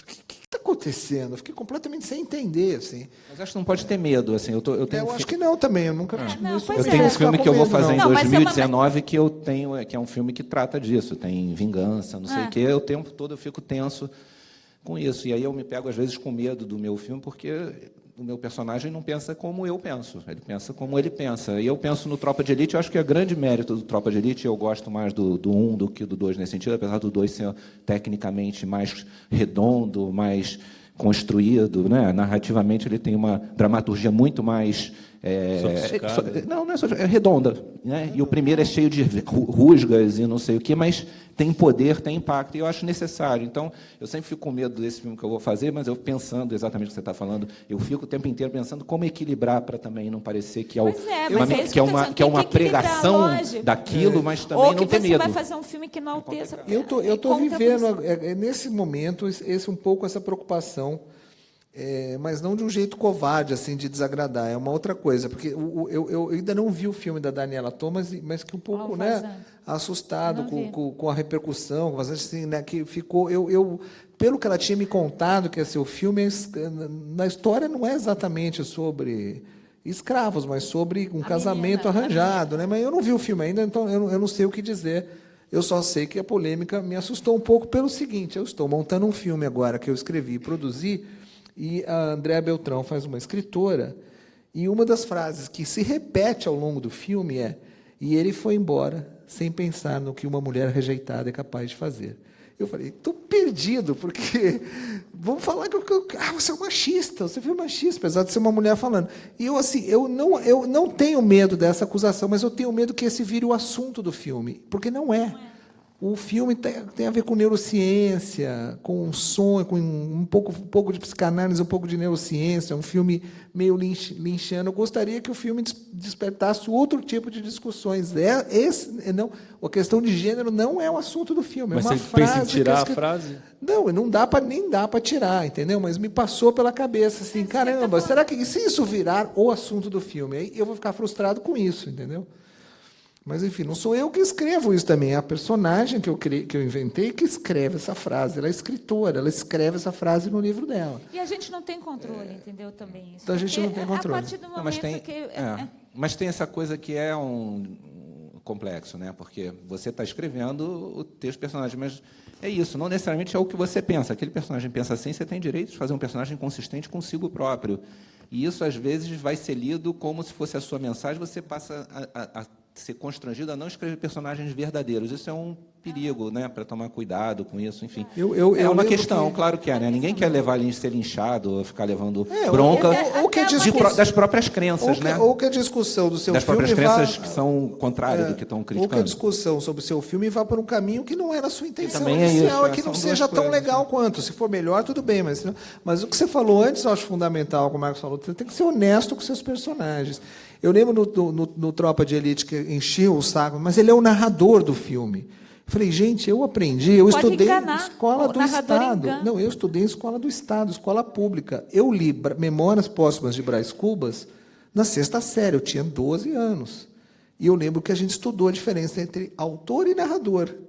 Entendeu? E eu falava para as pessoas, gente, vocês não sabem a diferença de... Eu sou o autor do roteiro, eu não sou o narrador. O narrador é um personagem também. E isso as pessoas não entendiam. Eu falei, caramba, o mundo está emburrecendo, né? Me deu um pouco de mexer o saco. Indo mais além, o narrador pode mentir. Sim. O narrador pode te Assassinato enganar. de Roger Ackroyd, da Agatha Christie. Não, eu acho que também o nosso papel também é provocar um sentimento de, às vezes, dependendo do trabalho, né? É também, não é só isso, mas é também, em alguns casos, despertar o incômodo, a pessoa se enxergar. Eu acho que, por exemplo, a polêmica, eu não acho o Tropa de Elite 1 que ele pregue uma coisa fascista. Eu acho que ele despertou nas pessoas, inclusive de esquerda, inclusive mais humanistas, um desejo narrativo, não é um desejo na vida real, mas aí você está ali expondo na situação de que você quer que dê o tiro ali no final, e muita gente aquilo não percebe que é um pouco isso, e ficou muito magoado e incomodado com aquilo. Por outro lado, isso é muito importante fazer isso. Que bom que provocou isso. Que bom que provoca uma discussão sobre os limites da atuação da polícia, de alguma maneira, sem ser sociológico ruim, né, de fazer discursinho. Fez pela ação, fez pelo incômodo que aquela dramaturgia causou no espectador. Já o 2 é um pouco mais, tenta ser um pouco mais, né, moderado, não sei o quê, uma certa satisfação para a sociedade. E é um ótimo filme, mas ele é um pouquinho mais domado nesse sentido. Na verdade, a diferença do 1 e do 2 é que foi isso. Como o 1, eu entendo o impacto do filme, mas eu não gosto, porque eu acho um filme muito remendado. E eu sei todos os truques que a gente fez ali na montagem para disfarçar, como, se você for analisar friamente, é um filme com roteiro ruim. Não dá para perceber, mas o resultado final ficou ruim. A gente consertou muito. E eu fiquei com essa... E eu não entendi o Capitão Nascimento. Quando eu entrei, já tinha 4 tratamentos de roteiro. Os personagens foram criados pelo Zé. E eu me senti muito idiota de não ter visto naquele personagem o potencial que o Wagner Moura mostrou para mim que o personagem tinha. Quando o Zé falou que queria fazer um outro Tropa de Elite, aí eu falei, não, Zé, de novo, não sei o quê. É milícia. Eu falei, opa, esse tema me interessa. E aí eu juntei, assim, milícia legal, e aí eu falei, também é uma chance de construir qual seria a história para o Nascimento se transformar, entendeu? Então, porque ele é um personagem flat no primeiro roteiro, ele entra e sai igual, ele só perde a mulher, mas é o mesmo cara. O Matias é que tem a curva, é a história do Matias, na verdade. A gente queria fazer a história do Nascimento, e a gente achou que a curva do Nascimento era pro outro lado. Chegar no fim do filme e dizer assim, a polícia do Rio de Janeiro tem que acabar. Entendeu? A gente queria que o filme chegasse nessa frase. Assim. Então, não teve a intenção da gente de... Né, esse foi outro filme que meu palpite foi muito equivocado. Quando eu vi no Rio, eu não participei da montagem, fui ver, e eu adorei o filme, eu gostei muito do Tropa 2. Tropa 2. Falei, Zé, cara... Eu não me senti orgulhoso assim desde os Cidade de Deus, mas esse filme está muito sombrio, cara. Esse filme não vai fazer mais público. Você falar que não vai fazer público, você é péssimo de analisar os próprios filmes. Eu tenho uma bola fora total. E eu entrei como produtor do filme, né? Eu, o Wagner, o Zé e o Marcos Prado, a gente não ganhou cachê. Valeu a pena. A gente não ganhou nada. Você ganhou um adiantamentozinho. A gente investiu o cachê como se fosse dinheiro. Então, a gente tinha uma porcentagem pequena do filme. E eu estava fazendo uns filmes lá no Hollywood, tinha 2 projetos que aquela crise lá, acabaram. Eu fiquei eu fiquei muito duro. Eu estava pagando conta de eletricidade com cartão de crédito. Assim, eu estava numa dureza total, tinha tido uns problemas familiares também. Carol, minha mulher, Carol Couto, que também é roteirista, ficou doente. A gente estava mudando de casa. Estava num momento trágico de grana, assim. Eu já estava, quando o filme ficou pronto, eu estava começando a me recuperar, mas ainda no vermelho ali a conta, né? E eu tinha uma esperança com o Tropa de Elite. Mas eu lembro que eu cheguei do Rio, cheguei em casa, Carol, prepare-se, a vida vai continuar dura aqui em casa. Mas está um puta filme, está muito...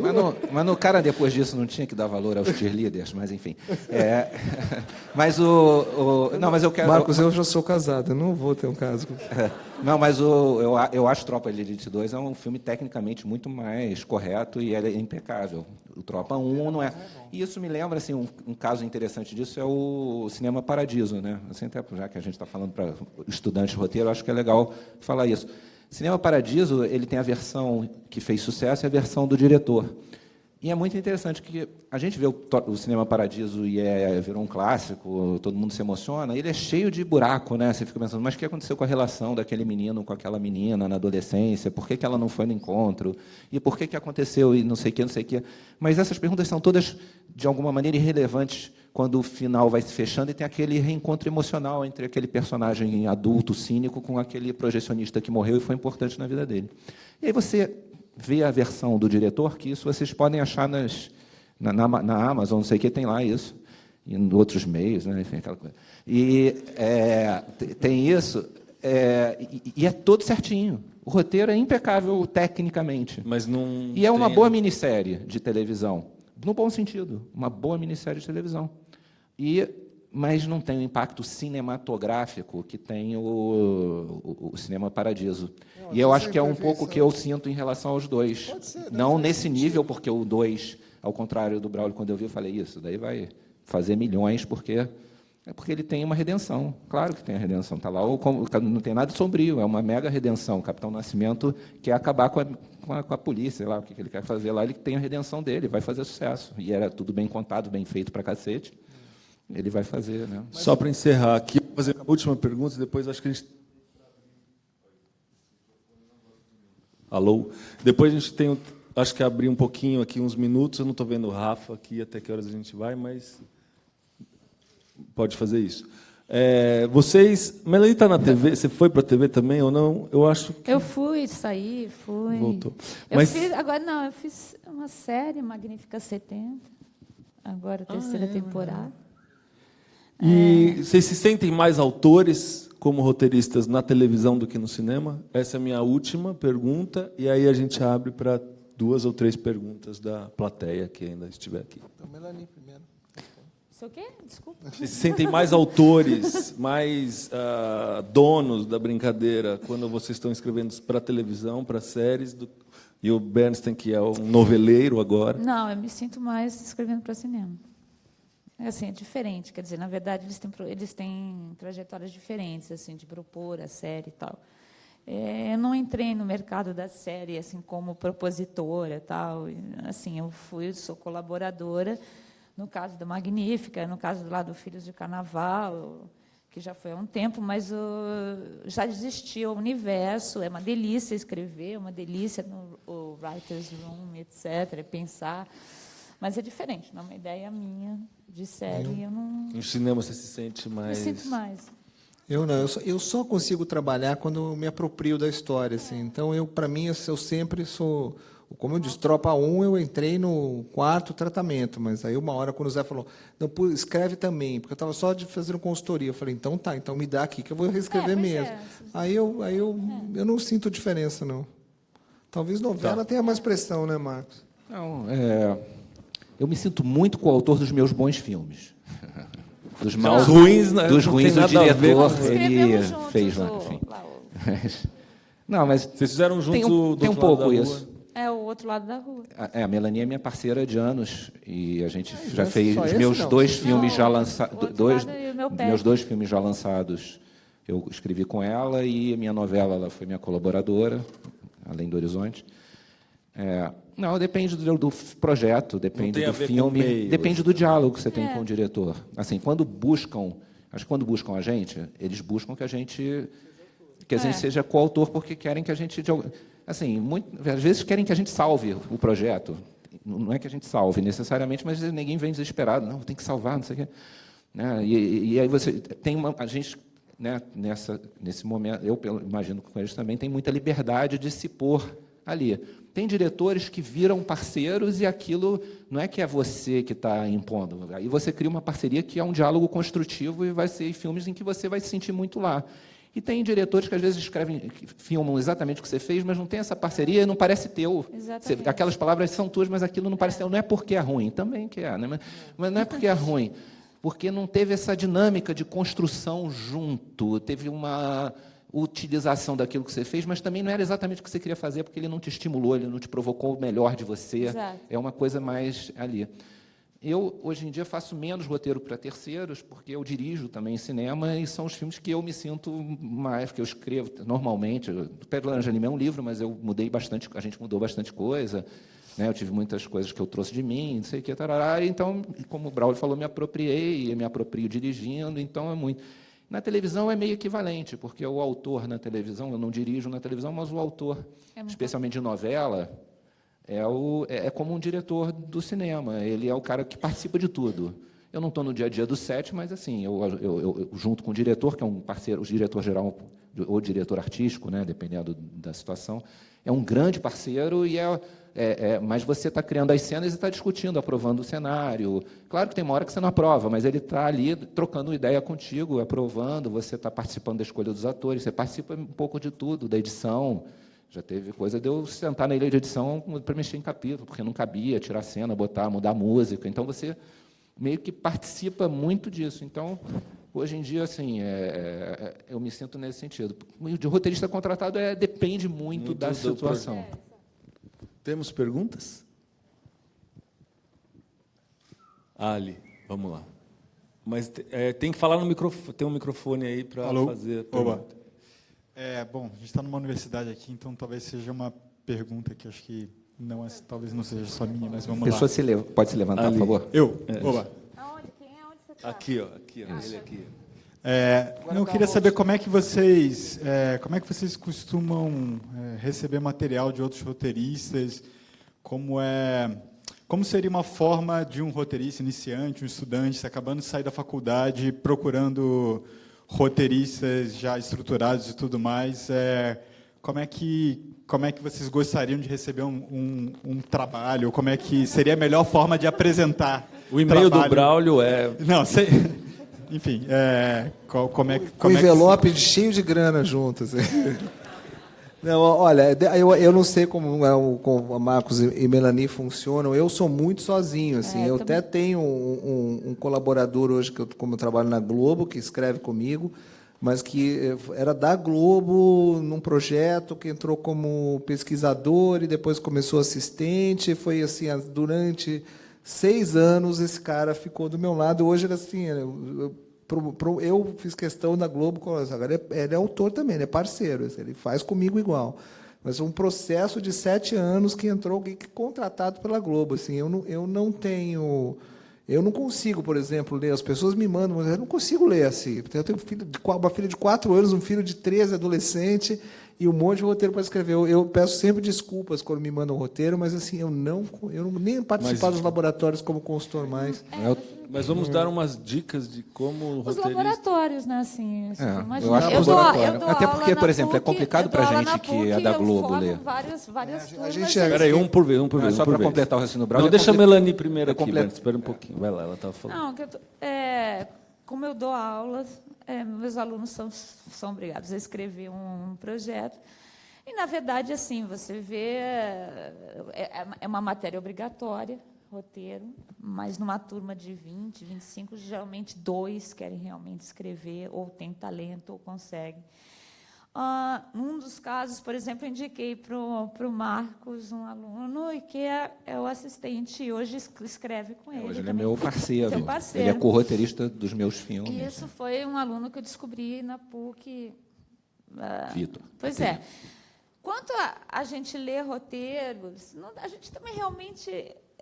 às vezes acontece de pessoas pedirem para a gente dar um palpite aqui ou ali. Realmente falta tempo, porque eu também trabalho sozinha.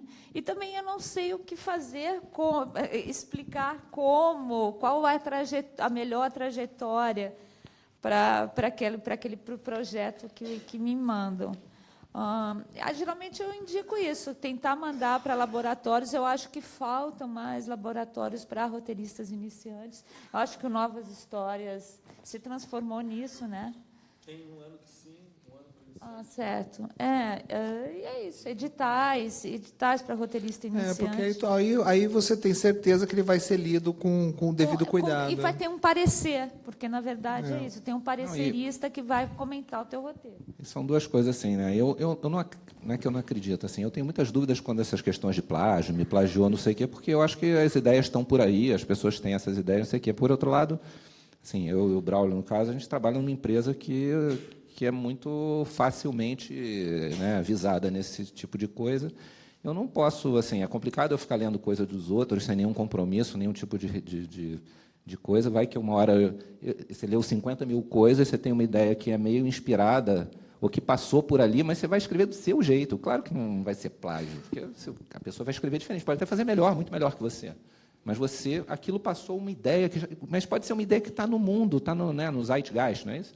Que está ali, só que aí vem alguém, pode vir e dizer, e aí você cria um problema para todo mundo, e é complicado. E fora isso, mesmo eu faço novela como equipe, mas o meu dia a dia, quem vai ler sou eu, quem vai ter que opinar sou eu, é o meu tempo. Eu estou ali fazendo a novela, estou dirigindo o filme, então é muito complicado.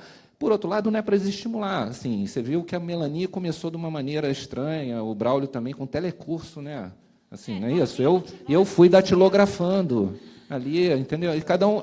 Hoje são meios diferentes, tem muito mais meios. Hoje tem. Mas eu acho que mais do que procurar roteirista, é procurar produtora e procurar diretor que quer também numa fase parecida de carreira, que está querendo um roteiro, às vezes de um curto, e vai chamar os amigos e vai fazer, e é o start da vida de todo mundo. Aí, em vez de ficar mostrando o roteiro, você já manda um link de alguma coisa. Porque essas coisas, que acontece essa confluência, porque, por exemplo, eu fiz com o Walter Salles. O Walter Salles era o Walter Salles porque, enfim, ele, né, vem de uma família conhecida, ele era um grande diretor de publicidade, não sei o quê, mas ele não era o cineasta Walter Salles, ele era uma promessa.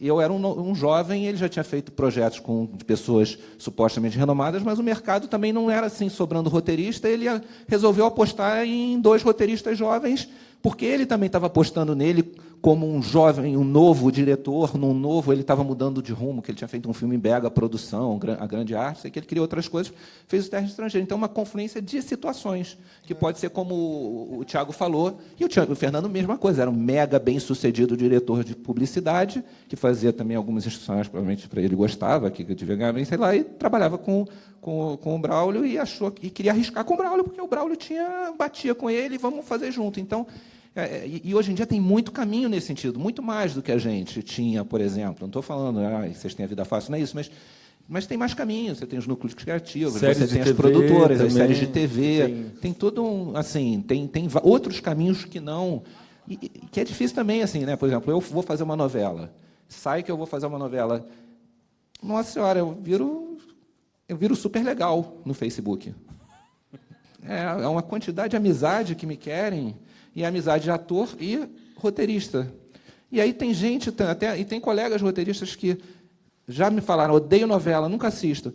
Pô, me dá um trabalho aí, enfim. Você já fechou o time? Eu posso... Mas você tem chance, que você nunca me falou isso, pelo contrário. Eu falei? Nunca falou, pelo contrário. Não. Mas, enfim, é isso. Oi, aqui. Tudo bem aqui? Oi, boa noite. Meu nome é Tati Godoy, sou atriz, não sou roteirista ainda. E eu fico assim muito triste quando o que está acontecendo no cinema, né? Então ainda os estereótipos de nós atores, que eu não gosto da palavra ator negro, que ator é ator, né? E os produtores de elenco sempre falam: mas se não vem escrito no roteiro que esse personagem é negro, não vai ser escalado. Então acho que o filme tem que começar lá atrás, no começo do roteiro, né? Como vocês falaram, como que vai ser? Eu também não assisti esse filme da Daniela Thomas, eu estou louca para assistir, né? Para também dar minha opinião sobre isso. Mas, como vocês comentaram, o medo de falar ou não, né, de ser acusado de alguma coisa que não era a intenção do que você tinha pensado. Né? Então, me incomoda muito ainda que os produtores de elenco falam: mas se não tiver escrito que o ator tem que ser negro, ele não vai ser escalado. né? Porque eu acho que não tem que ter essa necessidade, ou tem que ter essa necessidade do roteiro vir em ator, tal. E mais uma coisa, os estereótipos que ainda são colocados para a gente, o bandido, principalmente a mulher negra, tudo aquilo que a gente já sabe, eu não preciso ficar repetindo aqui. Então, eu pergunto, quando que isso vai mudar? Quando que eu não vou ter só um elenco majoritariamente negro, igual Cidade de Deus? Eu assisti 12 vezes, sou amigo até do Leandro Firmino, mas eu me questionando, o ator negro só é escalado quando é filme de bandido. E, aliás, agora em novela, por exemplo, nem o bandido é mais negro, né? Quando é personagem bom, assim, o bandido não é negro, nem a empregada é negra. Então, tá, ok, eu também não gosto disso. O problema não é fazer bandido ou empregado. O problema é que ele não é retratado de uma forma legal. E quando vai mudar isso? Então, os roteiristas pensarem a gente que eu posso ser uma médica, uma advogada, e não só um dos estereótipos que há anos continuam acontecendo, infelizmente. Não, eu entendo, é chato para gente que não. Eu sou branco, então eu não. E homem, né? Você é negra, mulher. Eu tenho certeza que para você tudo é mais complicado e mais difícil do que para mim. É difícil a gente pensar. Eu estou montando um filme agora que o personagem que inicialmente era um neurocientista. Eu convidei o Lázaro. Falei, Lázaro, você não quer ser um neurocientista? Aí ele falou, depois ele falou que tinha um amigo neurocientista negro. Você não deu certo, Lázaro. Virou uma neurocientista, virou a Andréa Horta. Mas eu nunca tinha pensado nisso, sabe? Eu realmente escrevo os personagens assim, não Andréa Horta, as duas Andréas estão no filme. Eu realmente estou agradecendo a sua dica. Eu não tinha pensado, porque eu não fico pensando muito nesse aspecto de cor de pele nos personagens, entendeu? Eu escrevo o personagem, mais ou menos o grupo social que ele é. Raramente eu escrevo branco. Então, mas na oriental, escalação, entendeu? esse ator da mulher negra principalmente não aparece, gente. Eu estou te agradecendo essa dica. Eu sou atriz há 30 anos, eu falo, gente, mas tá bom, ok. A Tati Godoy não tá lá, tá, mas eu não vejo mais nenhuma outra negra. Ou quando é meia dúzia ainda, entendeu? Então tá muito complicado pra gente. A gente conversou disso agora no entanto, porque como eu dou aula e assim, a gente conversa e alguém fez um exercício, escreve um advogado, 45 anos. Aí a gente, se você não escrever um advogado negro, 45 anos, o que vai chamar atenção. Quer dizer, na verdade, o casting poderia chamar o Lázaro para fazer o advogado 45. Podia testar o Lázaro e o Celto para o mesmo personagem. O Lázaro, né? Tem o Flávio Baurac, tem vários atores que poderiam entrar nesse perfil. Mas se você não escrever negro, ou japonês, ou, sei lá, ou gay, um advogado gay, né? O casting vai ser o padrão, que vai é o ser homem até o pardo, branco, né? 45 anos. Eu confesso para você que eu nunca tinha pensado nisso. Não, mas é verdade. Exatamente. Eu estou te agradecendo, Não, isso é... A única vez que isso aconteceu foi no Maresia, que tinha indicação dessa mulher, a Maria, uma pescadora, e o Marcos Gutmann fez teste com um monte de gente, e a menina que faz é negra. Não estava escrito, ficou maravilhoso. A Mariana, exatamente. Mas a gente não especificou nem nada, foi realmente um... Mas vamos começar a pensar, então. Você tem toda a razão. Você tem? Eu acho que está mudando um pouco, não na velocidade necessária, mas, por exemplo, 3% eu sei que pensou nisso desde a concepção da série. Pela plateia, né? Eu sempre costumo fazer o teste do pescoço, né, para saber quantos tem. E aí você olha, o Dudu ali, eu, André, que também é super ator, ali mais 4 numa plateia de 200. E sempre a gente fala as mesmas as questões.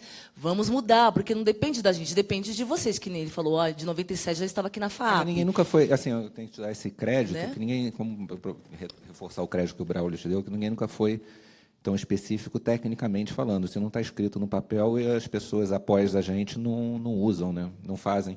Então é um cuidado que a gente tem que ter mesmo. Das coisas que eu faço hoje em dia, desculpa, eu não deveria estar respondendo, mas eu tenho tentado falar com os produtores de elenco e forçar isso, porque eu não gosto nem do resultado também, não é nem só uma questão de consciência, mas é que eu vejo na tela e falo, nossa, esse mundo aí não é o mundo que eu vejo, assim, precisa ter mais diversidade, senão fica não é interessante mesmo. Assim, só para você entender, assim, quando eu estava, que eu também sou produtor, então eu fui falando com os atores, eu fiquei assim na dúvida, acabei falando com os dois, nenhum dos dois pôde fazer. O que será? Falava muito com a Carol, que é produtora também, né? O que será? Será que o Domingos Montanheiro foi uma opção que a gente queria, o Rodrigo Santoro e o Lázaro Ramos. Então, você percebe? Assim, não tinha uma definição étnica para o personagem, qualquer ator poder, tanto que virou mulher até depois, né? Mas isso é um sinal da minha ignorância, tá? Não estou falando isso como algo bom. Estou falando, eu não parei para pensar que um pessoal que faz o casting, se não está escrito a etnia, vai ler branco. Se for advogado, vai ler branco. Se for motorista, segurança, vai ler negro. É verdade. Tem um protocolo ali mental já cristalizado, né? Obrigado pela dica. Última pergunta. Boa noite, meu nome é André, também ator. Aqui. Eu tenho 2 colocações práticas. Eu fiz uma minissérie na Globo chamada Amor em 4 Atos.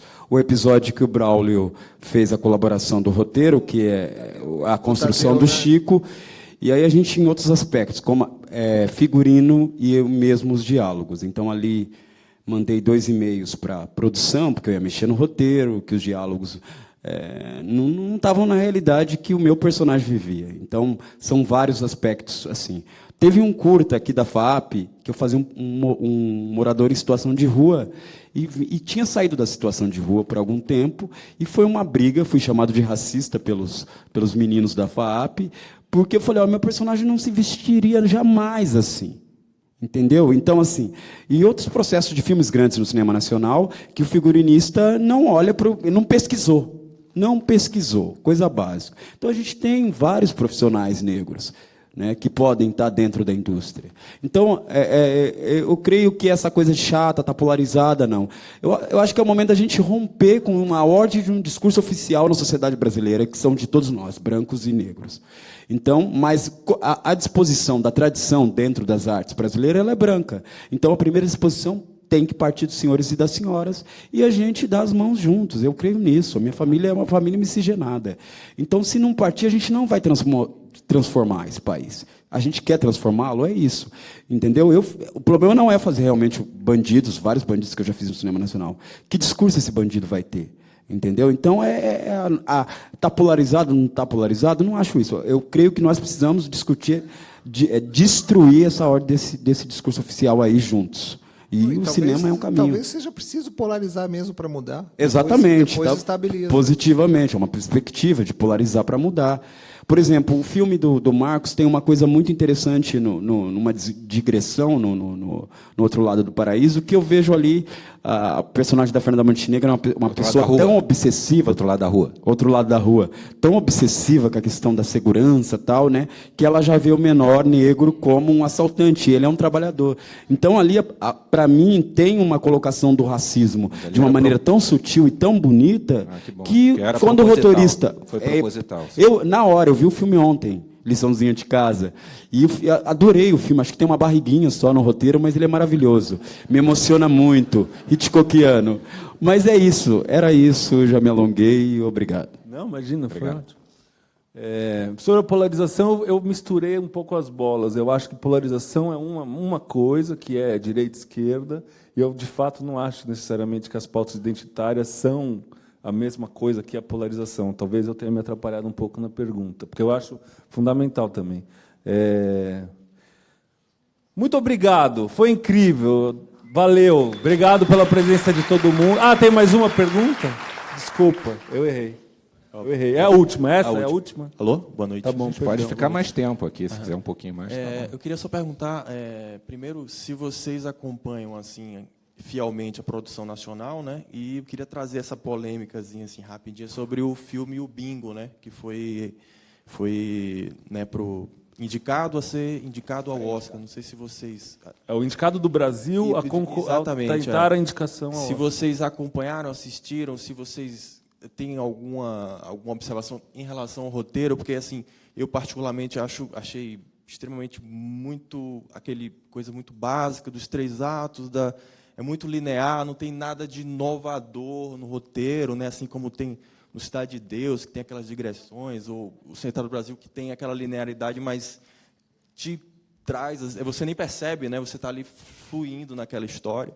E o Bozo, o Bingo, né? O Bingo, já é, enfim, uma impressão pessoal minha. Eu queria saber se vocês tiveram essa oportunidade de ver o filme que foi indicado para ser indicado ao Oscar. O que é que vocês acham da inovação do roteiro? O que é que vocês veem atualmente, assim, né, no mercado? Se vocês...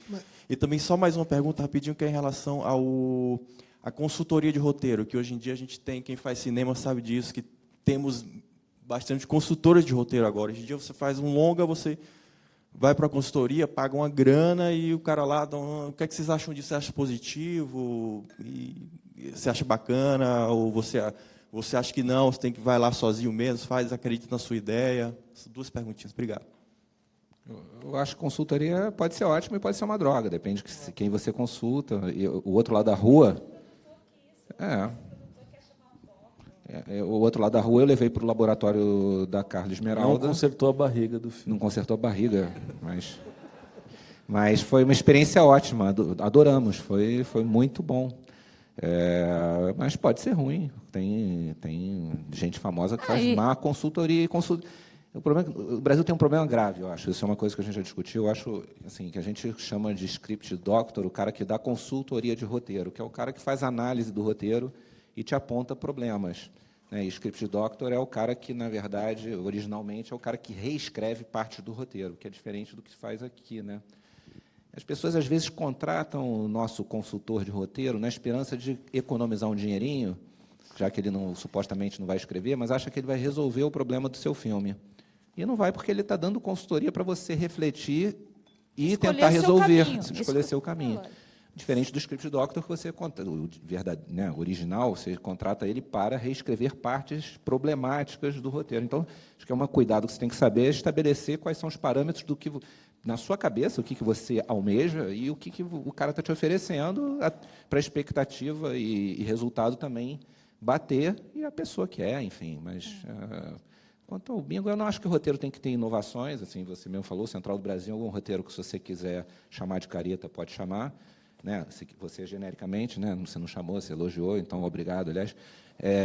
Mas é um filme super linear, super tradicional, no certo sentido. Se você quiser aplicar qualquer teoria de roteiro, você pode aplicar. Não foi nossa intenção, a gente não ficou com o Sid Field, nem com o Christopher Vogler ali, mas se você quiser botar tudo aquilo ali que está ali, você vai botar, porque ele tem esse classicismo. Mas quero crer, e acho que pelo sucesso, pela longevidade do filme, não sei o que também é isso que você falou, ele flui e ninguém nota. Você só nota depois. Pô, caramba, acabei de ver o filme, será que cabe aquilo?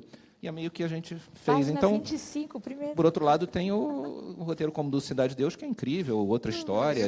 Eu acho que, na verdade... Carlota, assim, que não segue nada. Carlota, que não segue nada. Que vai pela linha, né, conto de fada. Eu acho que Carlota, eu via mais tempo. Não dá para ir assim. Eu sou muito formalista, sabe? Eu não acredito em conteúdo, por exemplo. Acho que conteúdo não existe. Existe forma em arte, que é a forma que vai fazer aquele conteúdo existir. Se você tirar a forma do negócio, cadê o conteúdo? Ele evapora, entendeu? Então, você encontra uma história, você vai contar uma história. Essa história, quanto mais você pensa sobre ela, sobre seus personagens, você vai acabar encontrando a melhor forma de contar, porque costuma ser, para você, a única possível. Eu acho um exemplo muito interessante, que eu acho aquele filme Memento, que foi lançado no Brasil com o título de Amnésia, que não tem nada a ver, que a história vai de trás para frente. Eu não acho que o Christopher Nolan resolveu contar a história de trás para frente para fazer uma inovação. Que aquele personagem com aquela característica de não ter memória de curto prazo, para você entender aquele personagem e qual é o drama dele, é só passando pelo que ele passa. Como você faz isso? Como é que você faz o público passar por o que aquele personagem passa? O cara teve a sacada, eu vou contar a história de trás para frente. Entendeu? Eu acho que nunca pode ser assim a inovação pela inovação. É assim, qual é o jeito que você consegue contar essa sua história que seja um jeito o mais eficiente para você, segundo você, que você consegue fazer. É meio que, do mesmo jeito que você tem que ter verdade com os personagens, como disse o Marcos, eu concordo totalmente, você também tem que ter verdade com a sua estrutura narrativa.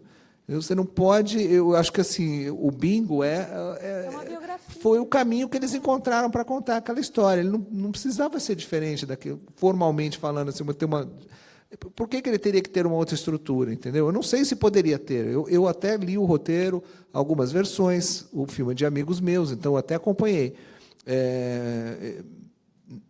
Eu não sei, eu nem parei para pensar se tinha alguma outra possibilidade de contar aquela história. Me pareceu adequada para aquele personagem, para aquela situação, entendeu? Acho que a gente não pode ter esse compromisso, assim, colocar esse peso nas costas de eu preciso escrever algo inovador. Eu acho que não. Acho que você precisa encontrar o melhor jeito de contar a história que você tem que contar, né? Lembra no VIPs, né, Tiago? Como a gente fez vários approaches para tentar contar, várias estruturas para tentar achar. Eu acho que a gente nunca conseguiu, na verdade. Não ficou muito bom. Eu gosto. Mas a gente ficou, né? E assim, até achar a estrutura que fosse adequada ao personagem e à história. Encerramos. Obrigado, gente. Valeu. Muito obrigado. Amanhã continua no Sesc CPF. Um abraço.